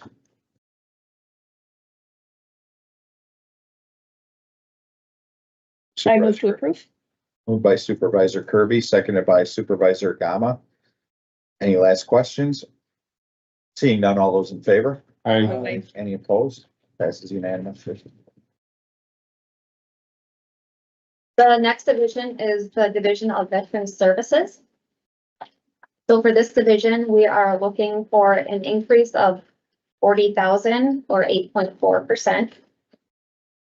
Of this increase, the annual increase, including benefits, not including medical insurance, was 4,200, just under 4,300. The medical insurance, due to changes in coverage, was an increase of 25,000. We have an increase in building and insurance of 6,600. And we are requesting to increase the Veterans Court. In 2024, we had 2.5 participants budgeted, and we are increasing that to 3 participants. That would be an increase of 4,000. Questions on the Veterans Services? How many participants are we seeing on average? Currently, there are none in Veterans Court from Kenosha County, but usually we have a couple in there, had some on waiting lists pending finances, so. Okay. Supervisor Nudo. Then I move by Supervisor Nudo, seconded by Supervisor Gearston to approve. Any last questions? Supervisor Gama. Thank you, Mr. Chairman.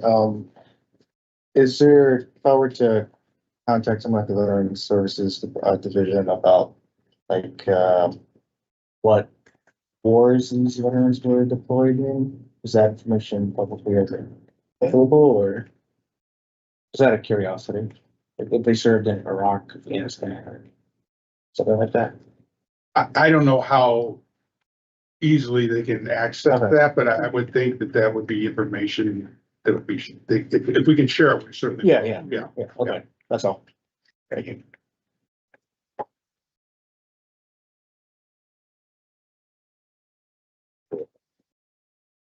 Okay, all those in favor? Aye. Any opposed? That passes unanimously. The next division is our Division of Health Services. What's been proposed in the budget book was a decrease of 12,000 or 0.57%. We are looking to further have a reduction of 111,000 or 5.15%. We would be looking for a modification to increase the revenue in account 444785, which is the health infrastructure grant. Increase that $98,759. The reason we are looking for this increase is we do have some ARPA positions. The ARPA funding has gone away and we would like to keep these positions and utilize them under this grant, and that would cover these positions. In the first section, we have an annual increase of just under 42,000. And we have a decrease in employee health benefits elections of 48,000. In the funding changes, you'll see the health infrastructure grant, expense increase of 159,000, revenue increase of 61,000. The ARPA funding that has ended is a decrease in expense and revenue, 536,000. The Nurse Family Partnership has an increase of 290,000 in revenue, 300,000 in expense. That is to fund 2.0 nurses in that funding source as required or requested by the state with that funding. We have HUD contractor participant increases. You'll see that in revenue and expense, 51,000 and 53,000. The WIC funding increased based on enrollment. Increase in revenue, 130,000, increase in expense, 124,000. Increase in Title X funding, revenue increase of 38,000, expense increase of 1,400. Increase in lab and medical supplies for the opioid remediation equipment that was purchased of 55,000 in both revenue and expense. Increase in an environmental revenue, 99,000. Increase for the environmental grant lead in water testing of 24,000. And then an increase in the UA's MAT charges that the health division charges to other divisions. And that's an increase of 74,000 based on actual costs. We also have in here provider increase for fiscal services of 41,000. The city contribution, as we phase that out, increases every year 100,000 into the levy. So that's 100,000 decrease in the revenue. There's a clerical error just between two expense lines of 74,000. And they have an increase of 17,700 for some software development upgrades. This was passed as modified with the 98,000 unanimously by the Board of Health on October 8th. Questions on the health division? Questions? Supervisor Gearston. Thank you, Mr. Chairman. So that you budgeted positions that were ARPA funded with levy, and now you have the grant, so you're reducing levy? No, we budgeted the ARPA positions with ARPA funding. Oh. And then once the ARPA funding goes away, those positions go away. And now we're funding that with the health infrastructure grant. So if we make the adjustment, does it reduce levy? Yes. This adjustment reduces the levy only because they had the increased expense in there. And they didn't have the revenue to cover it, which is why we're requesting the revenue to cover it. When you submitted the budget, Yes, it did increase levy. yes, and it should have, and we didn't catch So it. the answer to the budget's okay, but then by doing this, it does decrease. levy. Exactly, Now, that does make more sense. yeah, So, Mr. Chairman, I would make a motion to amend the budget to include the $98,000 revenue and reduce the levy by, is it a light 98,000? 98,715. Okay, that's my motion, 98,759. 59. Okay, that's my motion. It's been moved by Supervisor Houston, seconded by Supervisor Nudo to amend the budget with that number, that grant number. Any questions on that? Seeing none, all those in favor? Any opposed? That amendment passes. Supervisor Gearston. And Mr. Chairman, I would make a motion to approve the Division of Health Services budget as amended. Moved by Supervisor Gearston, seconded by Supervisor Nudo to approve health services. Any further questions? Seeing none, all those in favor? Aye. Any opposed? Passes unanimously.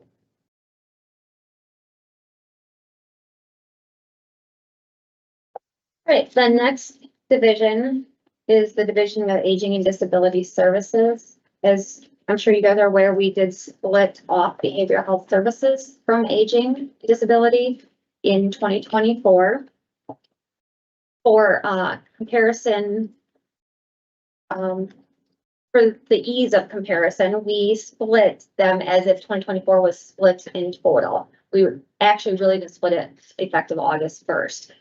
So we split the 2024 budget as if they were split for the whole year. So you can kind of see the increases and decreases on each one. So for the Division of Aging, we are requesting an increase in levy of $293,000 or 53.5%. We are asking for an increase in FTE of 0.5. Under staff recruitment and retention, the annual increase with salaries and benefits is an increase of just under 17,000. The 0.5 FTE is for a home delivered meals assessor being brought in-house. That position was contracted out. That's for 25,000. For funding source changes, we have a reduction in the adult protective service state allocation of 14,000. The resource center allocation, a reduction in revenue of 17,000 and a reduction in expense of 140,000. The income maintenance is a reduction of 60,000. The independent living support program is a partial year, so it's a decrease in expense and revenue for 49,000. The ARPA funding that has ended is a decrease of 311,000 in the revenue and 37,000 in the expense. Utilizing available trust funds, we have a revenue increase of 19,000, an expense increase of 14,000. We have a long-term care administrative work that is being brought in-house. That's a reduction in expense of 15,000.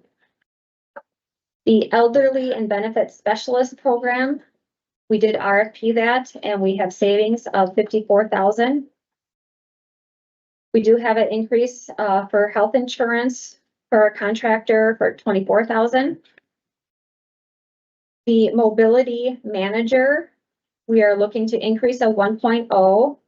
The revenue, this is contingent on getting approved for this 5310 grant.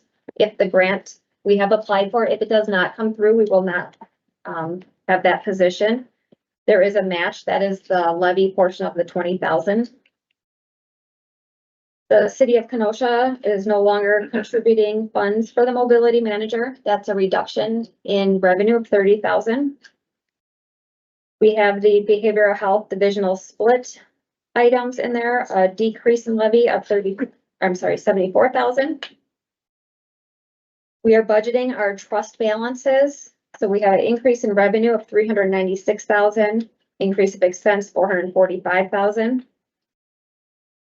We have an increase for senior nutrition food costs of 21,000. And then we do have a clerical error to reduce the interdepartmental personnel expense and increase the interdepartmental charges expense of 30,000.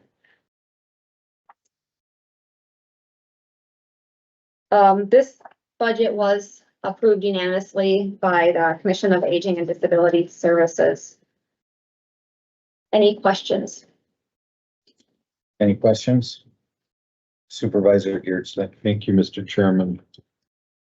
Through the chair to their, the CFO or the budget director, budgeting the trust balances, are those reflected in our audit as trusts?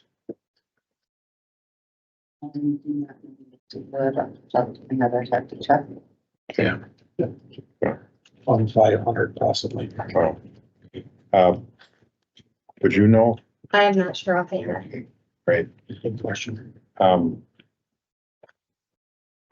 It's not really that material and wouldn't affect the budget, but something good for the committee to know at some future point. But, so, that was my question. And then with that, I would make a motion to approve this budget with no change. It's been moved by Supervisor Geertzman, seconded by Supervisor Kirby. Any further questions? Seeing none, all those in favor? Aye. Any opposed? It passes. Right, the next division is the new one that we added in 2024, the Division of Behavioral Health Services. For the levy, we are looking for an increase of 173,000 or 4.1%. The FTE, we're looking for an increase of 2.0. Under the staff recruitment and retention, annual increase including benefits was a decrease of just under 7,300. We are looking to increase a public safety social worker. That's the 1.0. 30,000 of that we have coming from the opioid funds, and the expense increase is 135,000. Here you'll see some more from the 2024 behavioral health division split. And again, the balancing of that is on the last page in the packet. Funding changes, we have the substance abuse mental health ARPA supplemental grants, decrease of 142,000, expense decrease of 30,000. Interdepartmental revenue, the opioid fund, increase in revenue and expense 162,500. We have a new grant, the new Bureau of Justice Assistance All Rise grant, increase in revenue 493,000, increase in expense 493,000. Increase in the state opioid response grant 25,000. Increase in intoxicated driver program projected 21,000. For placements, we are looking for an increase of 370,000. And the next page will show our 2024 budget compared to our 2025 budget. So for 2024, we had budgeted 6 million, and we are looking to increase that to 6.5. 100,000 of this is the Juvenile Institutes, which is just a transfer from DCFS. And then you'll see increases in our daily rates. So 2024, the Winnebago and Mendota rates you'll see there. Their blended rates 1,042 to 989 and 1,010. Lake Behavioral, $850 per day to $862 per day. Aurora, their rate increase was, so large that we did not contract with them for 2024. Or we ended it in 2024. Ascension All Saints increase of $937 to $1,000. And then the residential rates, an increase of $130 to $167.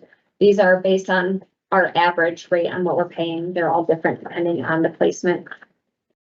And then you'll see our days of care decreasing from 23,000 to 18,000.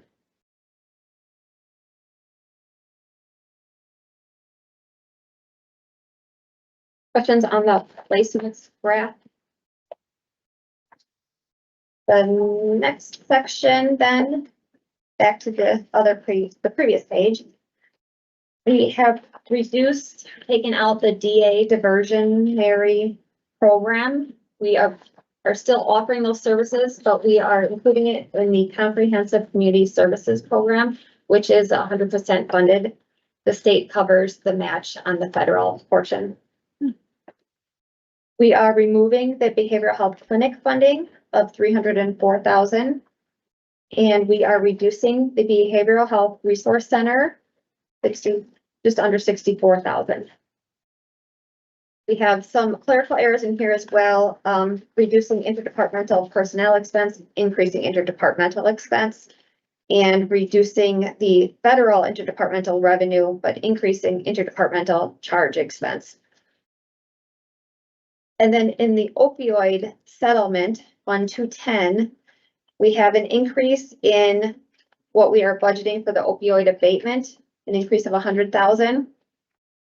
We have an increase for navigators, 162,000. And then the lab supplies that you saw in the lab budget, an increase for 55,000. Questions on behavioral health?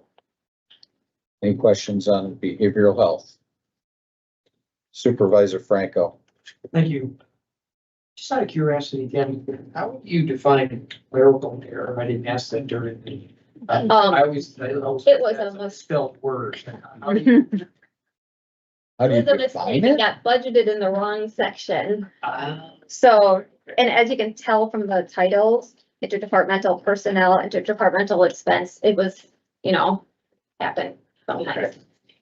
So it got caught. Clerical error, but it got caught after the fact, and we just wanted to fix that. So okay, got it. And not effective 0. Okay, thank you. Supervisor Kirby.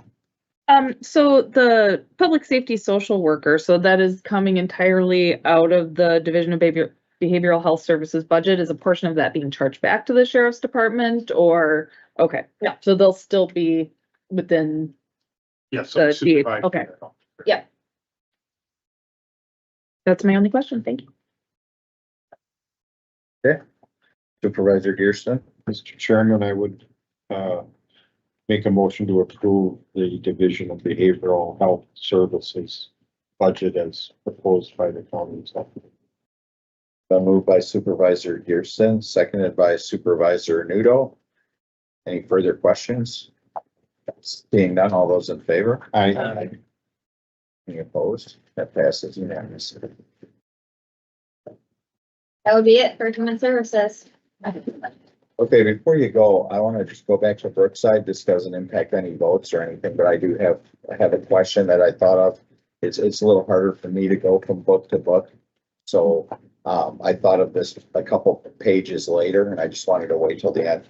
So you're funding 19.2 CNA positions. Is that because they were defunded before? What, did we open up that other wing? Is that what we did? All the wings are open. All the wings are open, and that's why we had the new third shift. Yeah. So basically, we're increasing the staff. Yeah. And then we increase the revenue because of what we're getting there, Yeah. obviously. We've always budgeted full staff regardless of census, but with COVID, when the census dropped so much, we couldn't absorb it in the revenue. Right. We defunded them, and now we're just reputting them. Okay, what is fully? What? Full census is that? Yeah, the full census, fully, Okay. all filled up. Is it, we're still like 144? 154 beds. 154? Yeah. And we're at 130, we're budgeting 136 We're at 136 for budget. and we're at 145 today. Yes. Okay. That's all I have. Thank you. All right, thank you. Appreciate it. Motion to adjourn. Second. It's been moved by Supervisor Nudo quite emphatically to adjourn, seconded by Supervisor Garrett. All those in favor? Aye.